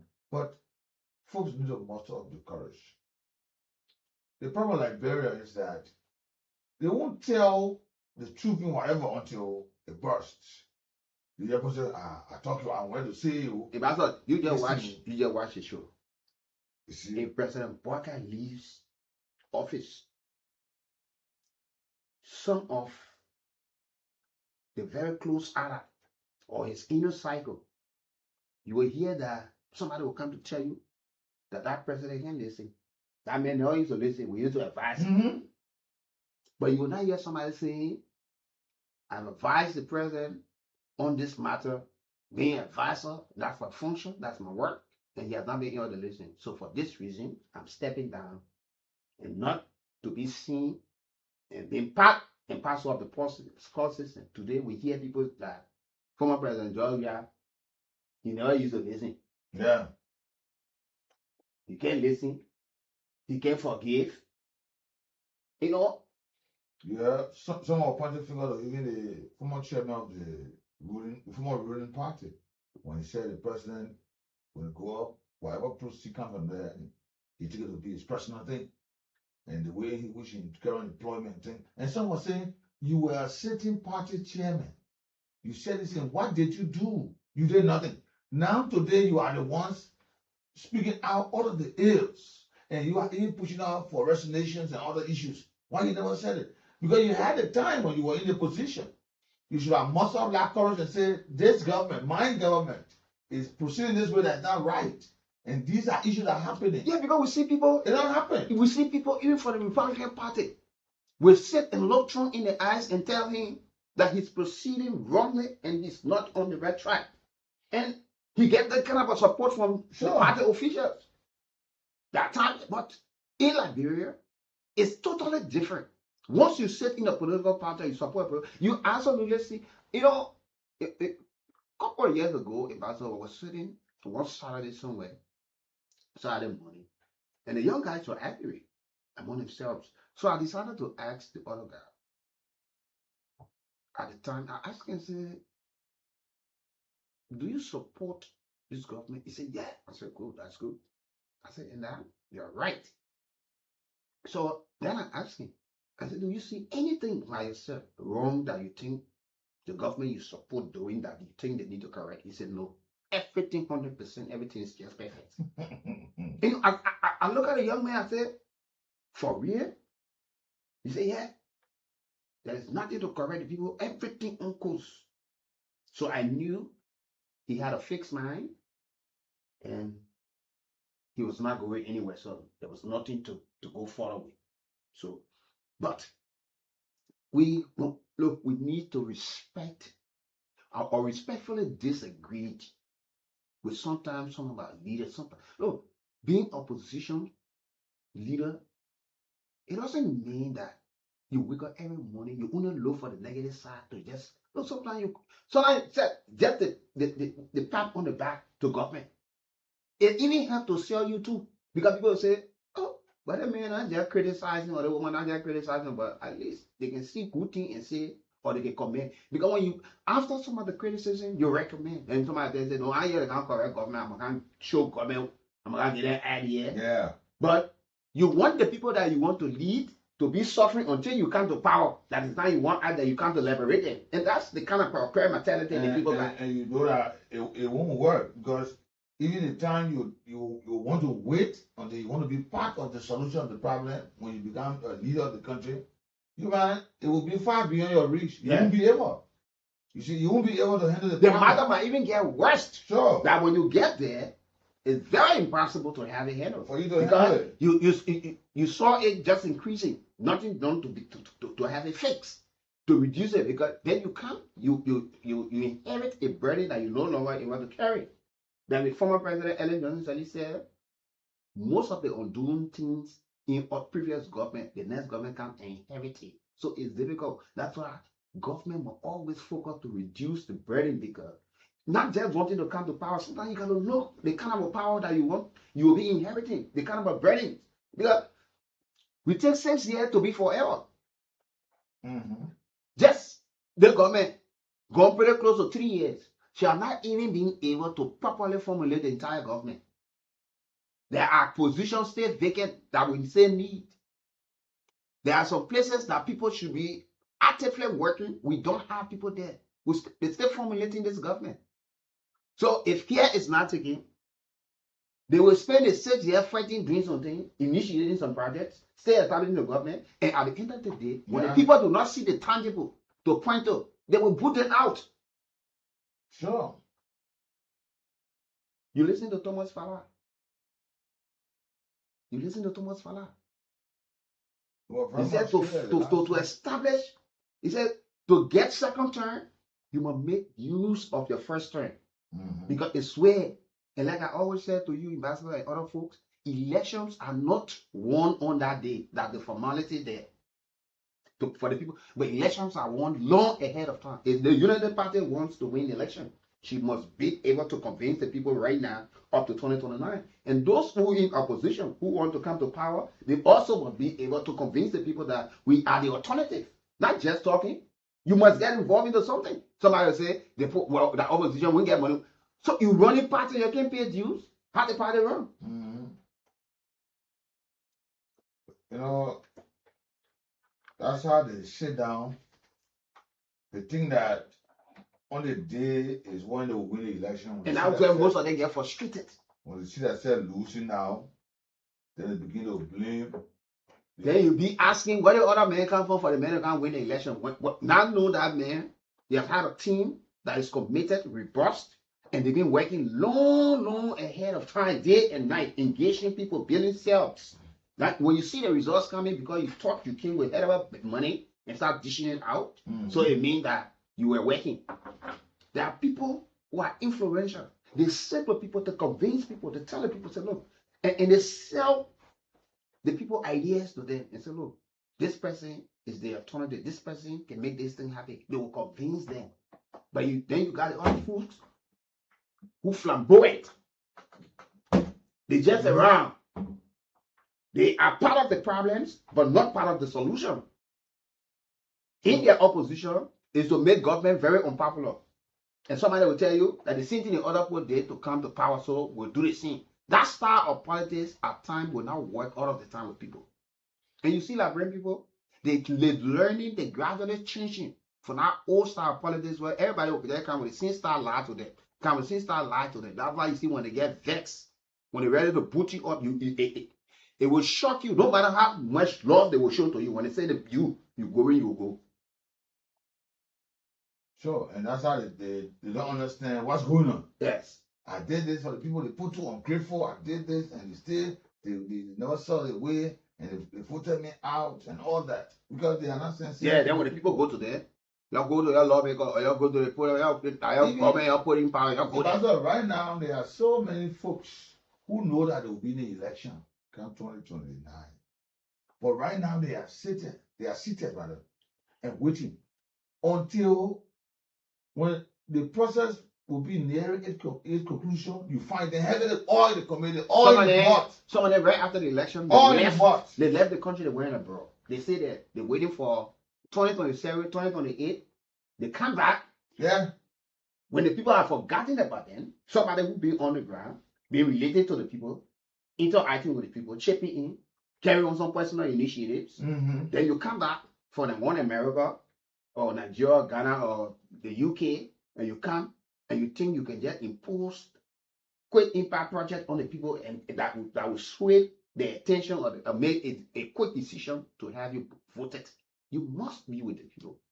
There are folks who want to sell you too. You could be a very nice person, a philanthropist, but you lack the leadership ability.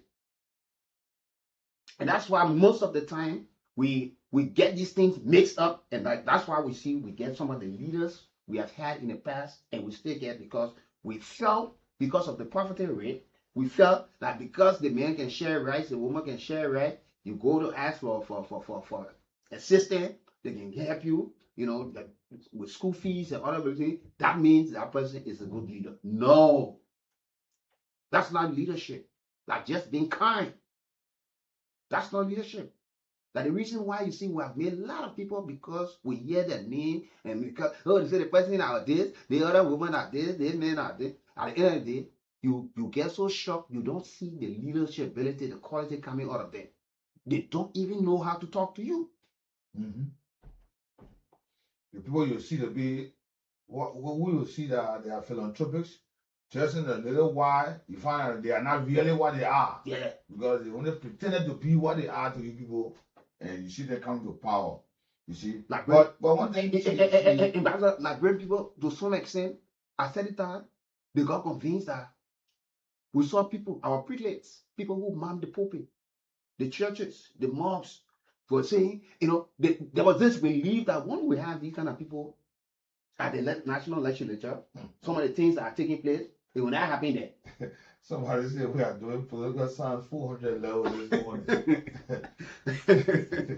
But it's true. But this is a reality. And I must commend the former vice president for a role because some would think that such a comment will not come from her. But they don't expect to have it coming from her. But you know the last time she was one of those who spoke about the drug issue. Yeah, but even the statement prison government initiated, she also mentioned that the government must be sincere and honest in fighting this thing, which is so good. But let's understand, she brings maturity to the table in terms of the body politics of our country. She's not just speaking that one jump behind the horse or run around here politician. She understands, she's been there and back. And that's how we want to see people, critique the government constructively. That even when the president or whoever reading this thing say, look, you can sit down and have a sober reflection on it and say, look, these are the direction. I think she's making a lot of sense in the direction. We need to let's work on. These are our shortcomings. We got to be honest to ourselves. I told you the greatest deception in life is to deceive yourself. And you ought to be aware that she's one of those who's been one of the greatest burn of everything going through in this country. Her husband was seriously involved in past. She broke the glass ceiling. She today is in the UK confinement, and she rise up. She never stopped and quite recently she lost her only child. Yes, but the other state, she's still on the world stage speaking to somebody. There are some people who's going through the problem to break down completely. I think they were worried. They will not get nothing to talk again.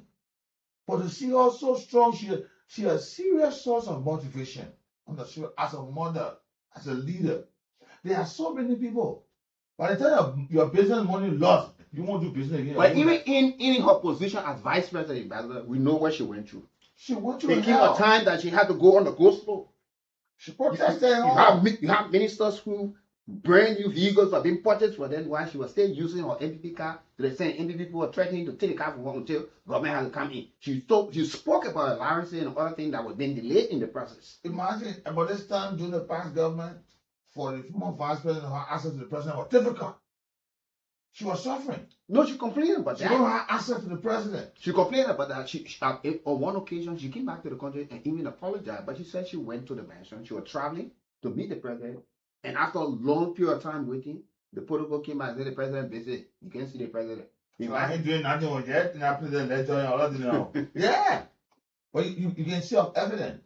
The current vice president, he had leveraged a lot of pressure on the president. That he'd be a lot of responsibility being placed on him to carry on. And he's there. You know, he's having a feeling of being part of the government. He's not being someone who is alienated. But for the past government, it's very difficult to see a vice president to be active. But this president can entrust a role to the president. The last time you said that was even dating back to the 12 years that the current president served as vice president, who saw him all over the place? No. What kind of leverage? You know, why is you Edwin Johnson Sirleaf had him as vice president for 12 years? And that's the reason why people can always point finger to him that he was vice president, what he did. And he told you want the race car to be tested, you must put it on the track. You can't have it in the garage. Sure. So he was being kept as vice president because that's the culture we have seen over the period of time. So he went through it 12 years. She went through it to a 6 year. Yeah. Jeremiah Kuhn is on top of the moon. He's in a world of his own. You know. The kind of privileges. And the opportunity, that responsibility that being dedicated to him, it's unprecedented. We don't know our country in our history to have seen this kind of thing. We know, you know. To see a very proactive vice president, okay, even the vice president, even chairing cabinet meeting at times, or sitting at the top of the president, doing cabinet meeting, all of these things. The president said, okay, to stable the commodity price in the market, Mr. Vice President, you take the responsibility. Go ahead and do this. Mr. Vice President, the yellow machine thing is the serious big man law inside. I think our level, especially to our politicians in this country, criticism is always good. It's the beauty in democracy, but the way we do it, sometimes we expose our immaturity and we expose our limitations that we do not understand what we want to ask. You see, power is not something I play. So some of the positions you see some people sitting in today, from a distance, they thought they would just go run it the way they wanted to run it. But it's becoming a serious embarrassment for them now. When you're in the church, you criticize the pastor, you know they don't put you on silent. Yeah, when you're in the office, you want to criticize your boss. You know, that's what I love. I would always say that something on our own. Sometimes I will see what say, what is this? What's your take on this? What are you hearing? And we say exactly after this. People know that when the records are there. We say in the public, because you want to know. In the public, in private, we disagree on so many matters. But when yesterday, respectfully, you say, no, this cannot. You know, that fear that people will always have that because the job, when you say the truth, you will lose your job. But you dead and the system is full. Tomorrow, when they criticize that system, you think they will exempt you? And one group of people is very much heavy in our attitude as lawmakers. Yeah. They always take themselves apart from the government. Yeah. When they go on, they part the government. When it's bad, they say no, like the executive branch and the president, not knowing that the three branches work together. But they always take themselves from there. You know, when they carry on some party, oh yeah, the government, I'm good. When they say no, the government good, you don't go to the government. The government, I mean, you see, and it's bad. And our leaders too should always be willing to have a listening ear. When listening are said, like the Bible said, be swift in hearing and slow in speaking. Let our leaders be able to listen to these things. It's not, you will hear so long people say that side of the district never voted for me. I don't care for them. And Pastor, it's the very same people that are around these people who take these messages to them. They say, Chief, ain't no other black before you got there. Then you find the lawmakers start to sway his attention just to few blocks. Even when you set in the district development council, you will leave a whole block or without one person being on it because you think that you the head of the district. It's not possible that everybody will go vote for you. Their President Braga, that president today, somebody put her in government position, minister, director, never voted for him. Yeah. Never voted for him. Even some of the folks are in the United Party that were acting like they campaigning for him. On that fateful day, they did not cast the ballot for him. And one thing again, a lot of them, and he won. And think that when they're voting for government, they won't get a job. Yeah. And one of the wrong things like people go through with voting for political parties. They feel that they vote for this person in the party that will get a job. The opposite, we walk in the mud, we walk this way, we food, say that they should get a job. And you see, that's why we asked the government to continuously provide a level of education to the people. If they can't do it, Pastor, that we have been doing over the years, let them bring their money. We'll provide the education because people get this belief that government responsibility to provide job for everybody. No. Government is responsible to create an avenue, create the space. You see, a lot of them are getting so angry because they don't get a job. So when you see companies coming, those are the things that government should always try to create. Companies will come. You got a market open. You got construction sign. Jobs are created. You building the capacity of young people. Some of them go into entrepreneurship. When they graduate, they're establishing their own businesses. That's how government must operate. But because our people are not educated and to the level that they've been told, and the way our folks running, go to run campaign and say, we'll reduce the unemployment rate, we'll provide jobs, we'll do this one. Only to find out. Because they know exactly, that's a clever term, they know exactly what the people want to hear. The guys know exactly what the people want to hear. So they will tell the people and the people will hear them. So the former vice president has spoken mine and she must be respected for that. There were areas that she cautioned the government, especially with the drugs issue, which is key and cardinal and it concerns everybody. She's a direct victim.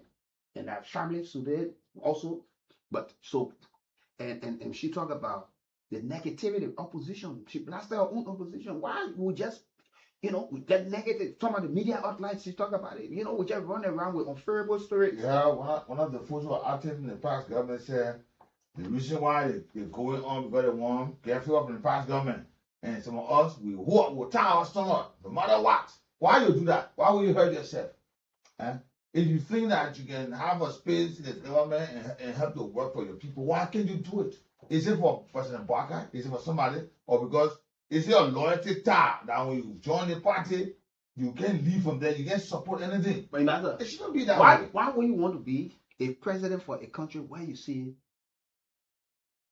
before getting to power, 10, 40, 50% of the young people have already fallen prey to illicit drugs? Who you won't be leader for mad people? Yeah? No way. You won't be leader for criminals? When you have the time to change them way ahead of time? Look, he might have conscience. They said no, but this man is a good man. Not in the position and what he did. Imagine if we have him in this kind of position where taxes are collected, that means more development will go on for the country. So people start to judge you on that. They look at your human relation, your capacity, and look at the level of your interaction and all of these things. But in Liberia, by the time you say you're opposition, meaning your eyes should be blind, you should never see anything positive from a particular government. Nobody that in your surroundings you should even speak anything positive about that government. And they will do this thing, it affect the common people. You know, I know somebody that during the regime of the former president of CDC, but then Minister Magay, but Minister of State, Magay, up to this time, has a friend, I would not call him, who was in opposition and stayed in opposition. But these are folks who went to school together. And he, once in a while, he goes to speak to his almost brother at the executive mansion. Some of the inner circle from the CDC people started having problems. Why they member be with it, man? And Magay was being honest to tell them, and said, look, beyond politics, let's separate this line. This man is my brother. He got unlimited access to me. Yeah. He chose to go his side and on my side. So in no way it should divide us. But a lot of them in this country, because you sit and you get mentioned the party leader, or they will take telephone and start cursing. What you talking? What is making sense? They acknowledge it. They see people can devalue people, and they go and sit down and pop champagne, they laugh, they joke together. They on the telephone, they texting one another while you are divided. The late thing that Joel Taylor said, people all on her. She redeemed collaborator. She this. She won. Not knowing that she's a Liberian. She's a Liberian. And who have taken your time to study and poured out and sit and speak that look. You can even hear some bullshit for this. The day I go to America, I will never come back. Yeah. And you still have people in the country who have the potential, the ability, and say, let's still speak for the people of Liberia. And that some of them, they will never speak. They will never say that word. They will never say anything to get leave it after this. But this mother, this leader, so say, let's sit. We all should sit and understand, Madam Taylor. This, it's over 40 plus years. This is the first time outside of government. One way or the other, she always been, even as first lady, she had other programs running with government initiative as well. She became senator. She became vice president. She was at the National Bank of Liberia, working in the financial sector, all of this, including the ladder. So you see, and we know along the route, she earned a lot of money. She got properties. She could remain silent and say, let me just sit down. I've already had my part to play on the stage. The few dollars I got, let me have a good time with myself and my grandchildren. We'll be traveling, going on vacation and all of these things. And just take off some time, get the stress off. Let Liberian people sit down there. Anything happen to them, let it happen to them. But you still speaking into the national issue. We still see it with former President Ellen Johnson Sirleaf. With her age, she's still going to events and speaking and still critiquing government, looking at the positive side, the negative side, and all of these things, addressing some critical national issues. We got to change the mentality when somebody tell you your opposition because you say the person did it yesterday.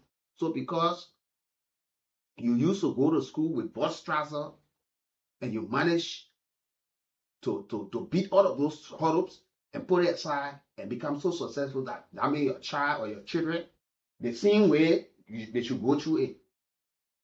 You used to have only 1 meal a day. Now you can afford to have 3 meals a day. But so that your child or children only one time they should eat. Because you never took recess to school or you never took lunch to school. Meaning your child should not. That's the kind of a mentality. We have to change it. We all know some of the wrongs yesterday. We can't come correct it and make it all right. Those things yesterday. That's why we keep saying, if those things that were condemned yesterday, let us not have it repeated. And people must be able to speak to it. Let's go to the lines and talk to our callers because, you know, we talk about this at the closing stages of the program this morning. You know, the Nima Legislative Caucus has finally endorsed the audit report for the GSC, and they have overwhelmingly given the mandate to the LCC to start a full-scale investigation into all of the individuals that were mentioned into out of the unaccounted funds. We're going to talk about that. But let's talk to our callers right now. 0775-919-919-0880-919-919. Changing the narratives, that's why the former vice president said, she pointed to a lot of other things that's happening in the government. What some of those things government is doing that we need to look at. Let's talk to our callers. You're live. Good morning. Good morning. Yes. Good morning, gentlemen. Yeah, my name is. I'm calling from the. Go ahead. Yeah, sir. You're breaking in, please. We can't get you. Let's talk to this caller. You're live. Good morning. Look, this place is not where people come to play. If you're not prepared, don't get on the line because you're following. As soon as you get the line hook up, you have to speak. Good morning. Yeah, good morning, Roberta. Good morning. Yeah, my name is. Okay, Lofty, you're welcome. Go ahead. Oh, just take this for this one. Because we don't for Nigeria now, we got to see it. So, I call it this and they get it done because the thing, now there's someone, you express the thing with you. Yes. That's the thing with you. If you can vote, if there's still the vote so you can be scared, so you can save the other people. You can't say today because I was stable to the person so much you do wrong or she do wrong, I will dance at it. But you know that tomorrow what will be your dignity if you do that. You know how many people cry? Yes, because when they see job in the skin that you are going to put effort means full of control. Going there and get it, there will be saying over and over and over, you know, nothing will come for all it's called a saying that it has a function and they are the care of the function, so nothing can happen. They can do nothing to this. Yes, so that also and it's not the thing something the thing with it because they can do nothing to the woman. Yeah, we can do nothing to the woman from the two days to the to war because war and what every other thing. Yeah, therefore you in the case of the other we use to treat it here and you keep doing the same thing. And then when you get to children, you want to start feeding, you say, okay, let's start feeding, you say, okay, then you go to your other side and you do it. You say you hide in it. Why don't you do that with it? Why don't you something that's doing? Yeah. And not the reason why we put them in our care for, and not the reason. Yeah. We put them there to put things all up. Yeah. But we pray what I'm going with this, you can everyone don't let that will never be better job. They will not put up our rest. Yeah. They will not put up our rest because we put it there to who else and two else. When the first day, the 40 they didn't rest, that's what scare foot. Yeah. That's what scare foot was there. We start people, we pray that we will be well. Yeah. I wonder for it now when they put decision in the country here. Thank you. You're welcome. Good morning.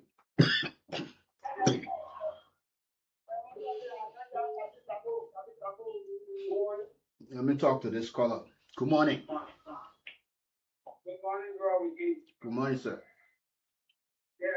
Yeah, John Kevin is what you're talking about. I don't know really how they want to government to proceed. The people trying their very best, right? But I don't know. Yeah, thank you very much. Okay. Basically, we're talking about what the former vice president spoke about. You know, a lot of them, they're taking the part that favor them. We're talking about the former vice president, Joy Howard Taylor.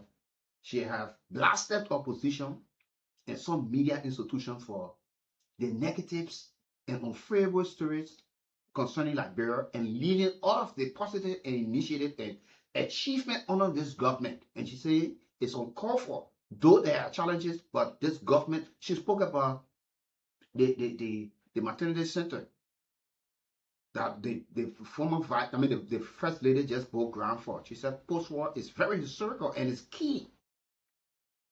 So that's why we're looking at. Let's talk to this caller on the line. Good morning. Yeah, good morning. Good morning, sir. Good morning to that with this point. It is sunny for the record. As a, one time I look at the speak. When you are late, a difficult And that one is many of the I know when someone that they don't see in Liberia. Liberia is moving fast, but some of your system really they don't push that with benefit that and the former vice president, I could see what because you that Liberia is not like we only in that, but yet is there and you are negative, you could go according to that the witness. Negativity, when you are positive, you will all move. But because you are and then to realize that and then to also help to every time in the when people are looking like that, you see all of those countries. But who are people really you make a country nothing happened, investors, it's not possible. We need to be positive in our thinking. That growth was just yeah, you gotta Okay. Thank you so much. Let's talk to this caller. You live? Good morning, sir. You're welcome. Please go ahead. I'm telling you, I'm calling on the GMC radio this morning. You're always welcome. Thank you for the tournament discussion, sir. I want to congratulate the former Vice President for Excellency Manager Hospital for sound opinion. You see, Tuesday is a problem in this country, and that is a bad kind of policy. So when you are in the opposition, you just see the truth, or just see what's going on in the country. Anyway, you have to market yourself. You never report who you are. You get me? That the first time one of the studio, can you imagine generally being a bro? And after a bro, I'm going to do. They know they tell you for being a bro, in Britain, the other time, then he told the bro on there, they will even be a bro in the world. You know, you're not a bro playing, you get here for the long time, you pass the run thing. So I was like, wow. You get all of the extra people in your country. You want to be in the country, then you tell us you get care for your national team. Who they pass the run you care for? No, they get a lot of people in the country who really got to be taught, who got to get to you people to be taught, who got to come to your school to be taught as journalists. So thank you for coming on the program, sir. You're always welcome. Let's talk to other callers. Good morning. Good morning, Buji, and good morning, Nat. You're welcome. Thank you. This is Arvin. I think over the past years, we define our opposition status as negativity status.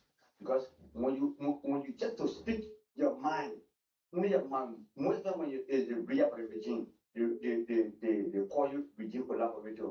They call you back, you are back or you are about to back for job.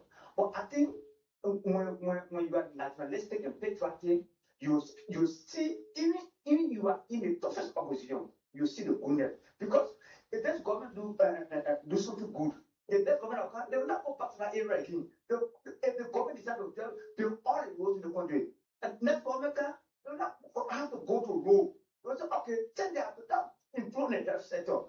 You put improve the health sector, they're going to say, okay, they're going to improve the health sector. Let's go at the education sector. And that's going to grow and move.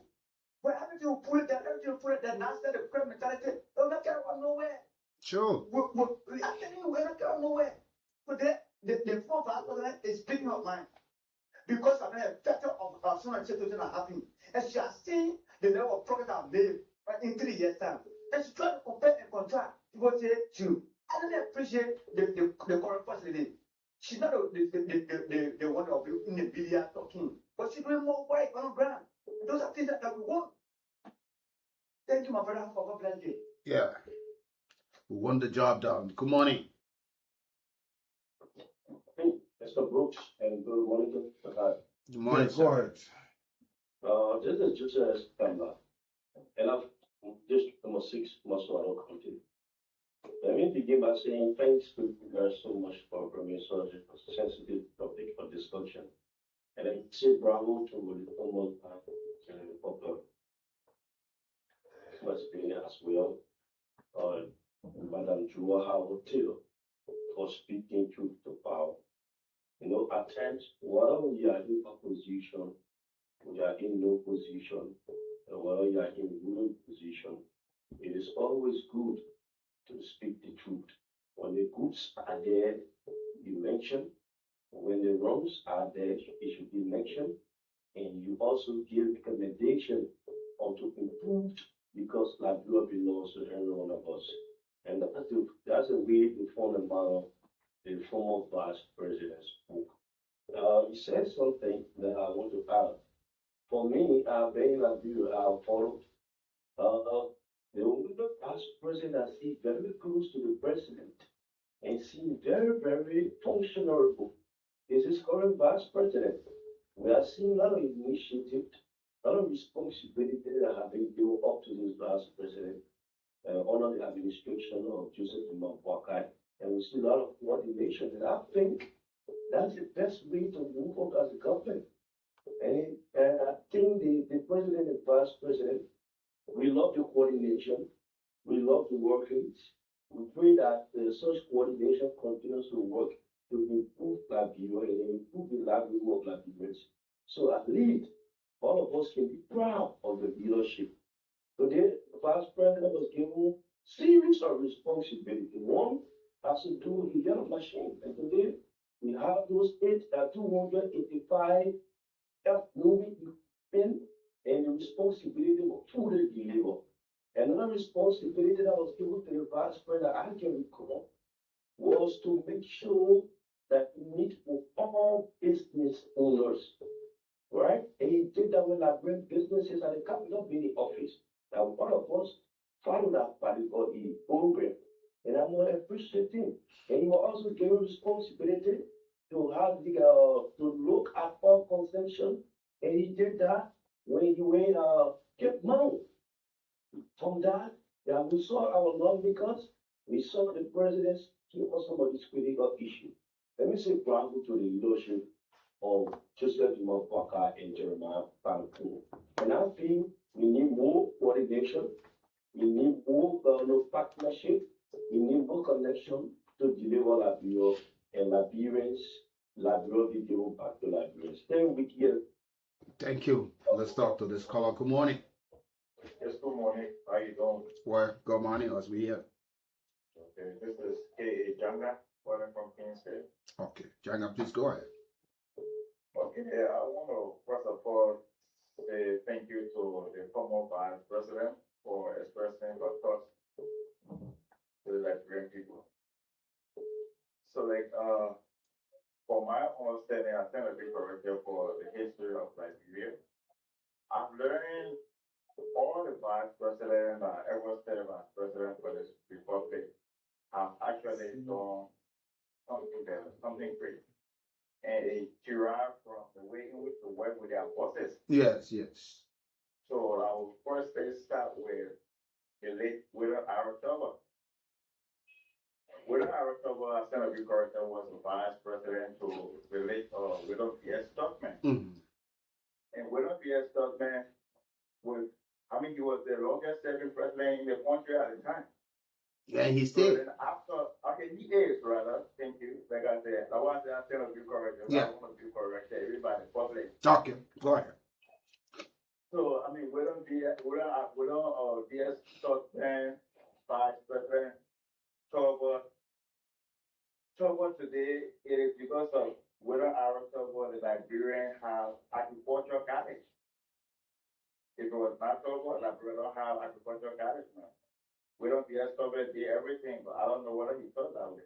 But he learned from his boss and they work together. Like the current president, KMB, is working along with Jeremiah Banku. But one of the silent thing about this whole thing is that after everything, since the 1979 issue happened, there were like problems started. And then when the late Go took over, for me, I think be further. I don't think Go treated his vice president well. Yeah, Harris. Yeah, Harris from Mother by the late. Yeah, I don't think he treated his vice president well. And that drug president started from the thing 1979. If you can check history. Since then, all along, though I've been doing things like going against people, like the day before, Bush on a child was born here. I mean, in Nigeria, one of these days, you have to even take food from your parents, things to eat unknown to them. But those innocent people, he took false allegation on himself. So he did it. Then he did that. We don't put was lucky at the end of the day, he came to turn against his own people. Okay, thank you for weighing in. We just want to stick in a circle, looking at some of these things. You know, truth telling. Let's take two more calls from this thing. Good morning. Yeah, how are you? Well, go ahead, sir. I'm Fred Duncan. Yeah, what you do for me? We're finding it difficult to have you on the line. Let's talk to this caller. Good morning. Good morning. Good morning. Good morning. Yes, let's hear you. For the topic under discussion. I have an advice on this drug issue. Let the government be strong and intelligent and refuse within our trouble amendment law when it became president in 1972. Illicit killing was rampant in Nigeria. But when you invest in the law and when you kill, they kill you, after you took the first exercise by hanging those that were in the act, it is down. So let the government look at that. Because the drug is bringing not only for money. The people are dying to continue bringing it. Let that be an amendment law. But when you bring drugs, they kill you. We abolish death penalty in this country, so we can't go back to do that. We have our signature to some international treaty. But with that said, you know, the General Auditing Commission, the GSC, a couple of months ago, conducted a very serious, comprehensive audit on the county of Nima, the previous administration, and even coming because when the superintendent took over, there was this concern or this call raised from some of the members of the caucus and some other citizens that were calling for audit into funds that were intended for development in the counties and some of these things. So the General Auditing Commission got into it and they started to conduct audit, and there were a lot of discrepancies. There were a lot of things they came across during the audit. And after that, they compiled a report, analysis was made, a copy was submitted to the national legislature and the county caucus.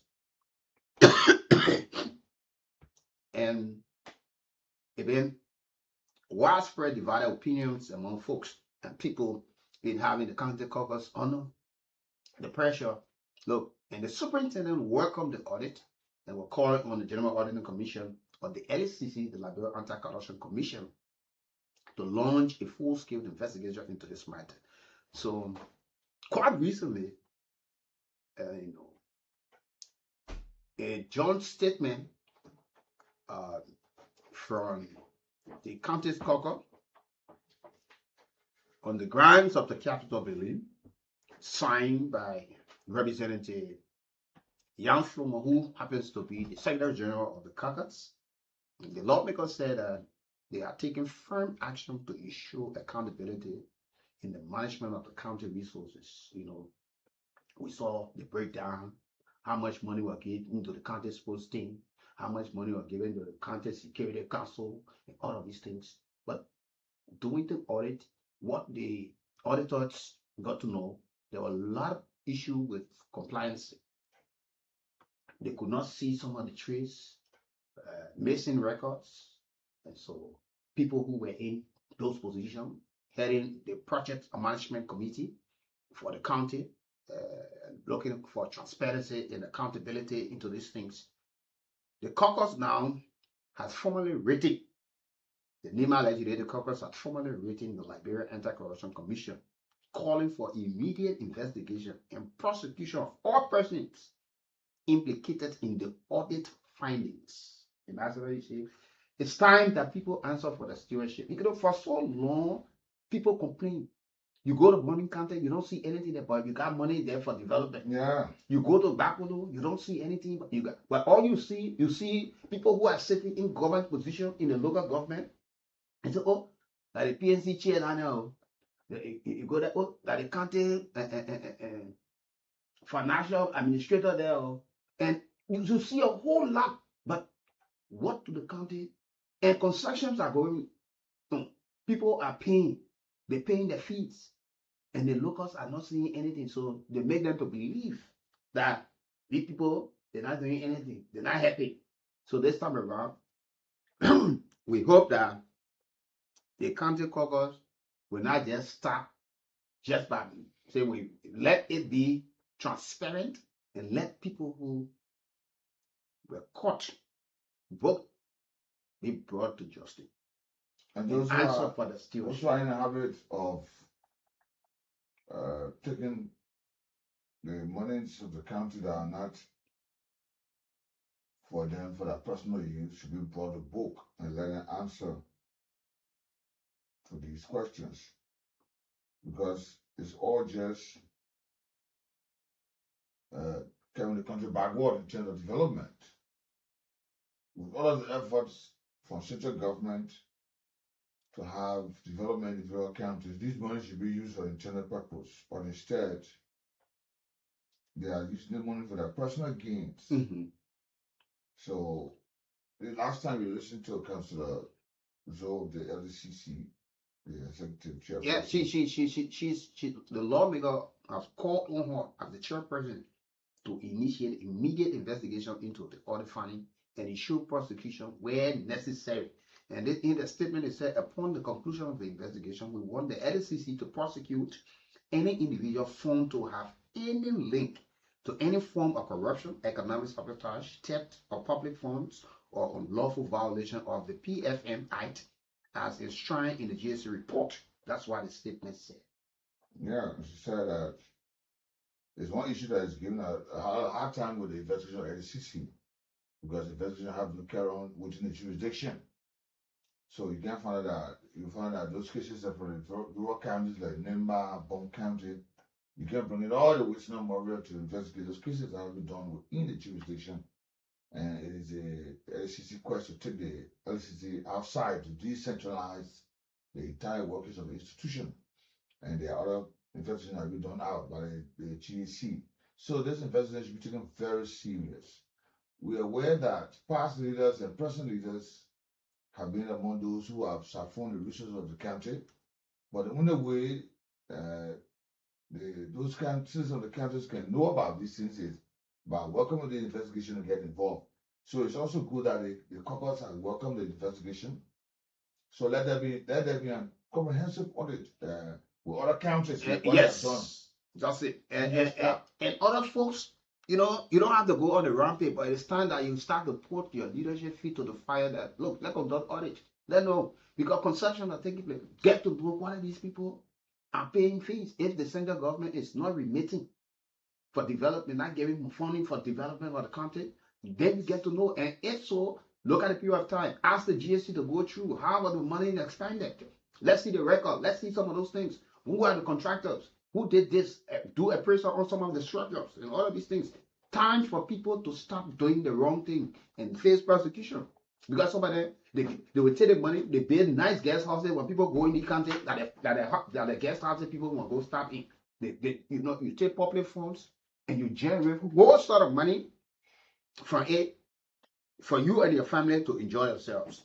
So the NEMA Legislative Caucus have given a go ahead now to the General Auditing Commission, who they did an auditing already, but they have given the Liberia Anti-Corruption Commission the mandate now to launch a full-scale investigation into all of the allegation of corruption, economic sabotage, theft of public funds, and all of these things, at the end of the day, so all of those who will be involved must be prosecuted when necessary. 0775 919 919 080 919 919 for too long. And we hope that folks of the council will not just select I'm not a thief. Yeah. Say, Good morning. Yes, morning. Good morning. This is Gloria John from New Georgia. You're welcome. Yeah, I listened to your talking point. We wholeheartedly welcome the investigation on corruption. Mm-hmm.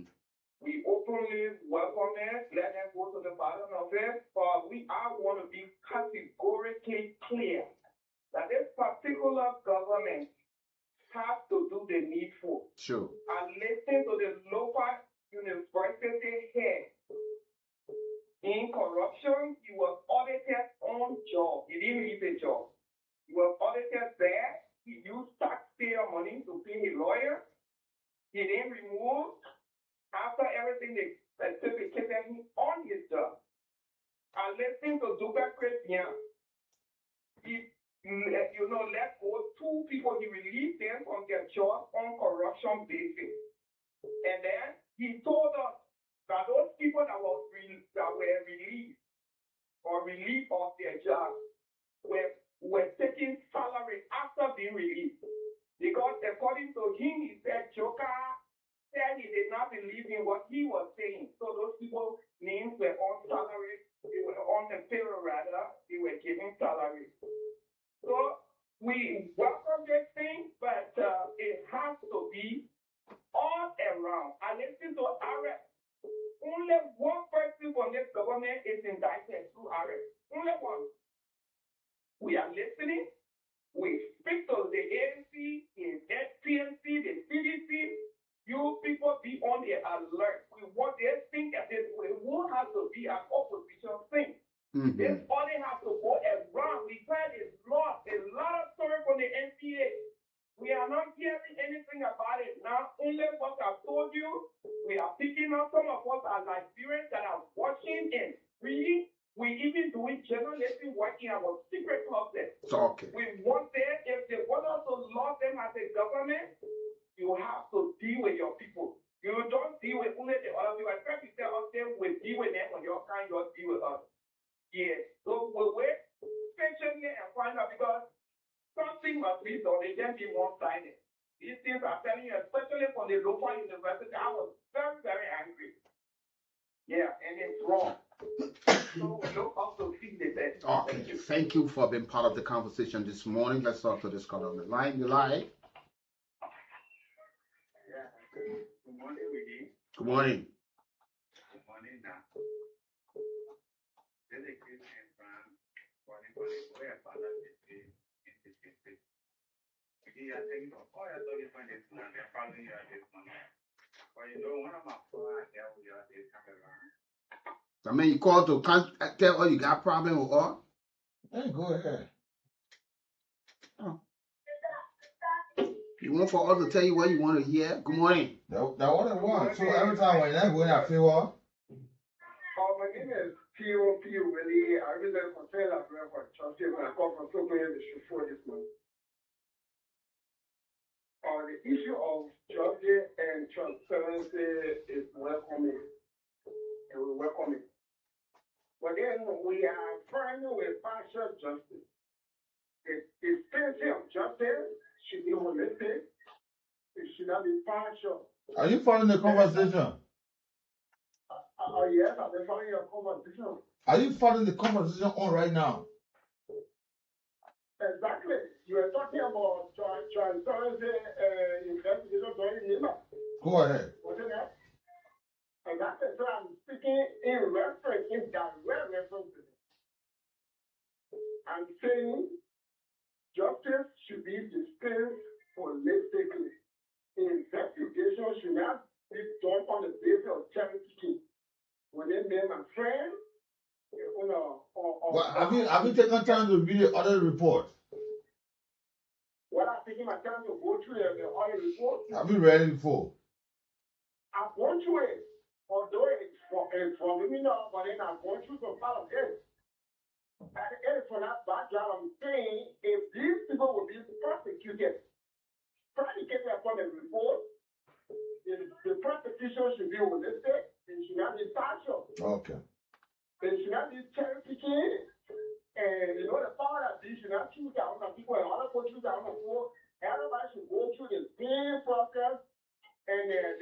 Yeah. Now what you people who are for justice are claiming you're supposed to watch the process and make sure that no cherry picking or no selective justice. So not just to politicize it, you look at it that when you calling for justice, do not go take side too. Because in your tune, your set but the process have not started yet. You so start following the report and see what the investment will go on. We talk about selective justice. Are these people wrongly named in the investigation? Are they? Because we don't want that when people names those names who are heading projects, distributing forms and all of these things, we don't want. That's how I want. We don't want a pay. Because the person served in the previous government, so when people wrongly named in the report. The first thing I should be saying, well, I when you read the report, what people were wrongly named in the report? Were people wrongly named in the report? Good morning. Good morning, from Go ahead. I'm Terrence Murray, the last year for the KSA riot. You're welcome, Chief. If you wake up policy business for me, I'm very, very happy. About the Lord, we work on Lima, the purpose there, and the LCC, that particular level. I know my people from Lima, they will not be people, they will not let us down. You know, there are people taking offices that are eating our money, that are taking our money, and you know, they are taking their steps, they are fellow their steps, and they are taking what we are here for free. So we work on our particular level, we work on our audit, and let our post investigation take place. Thank you, sir. Thank you. Let me talk to this caller on the line. Good morning. Good morning. Good morning. Yeah, let's hear you quickly. You're welcome, sir. Let me say, bravo to Lima County. Lima County, wow, thank you so much. Look, we can't now. I found out with one woman 3 days ago. I won't call his name. He said, Lorenzo, what is about to happen in Lima? Lima will be the one to start eating it up. Every other country will follow. I said, wow. He said, sure. Our money in Lima County, nobody will not keep going to see our money no more.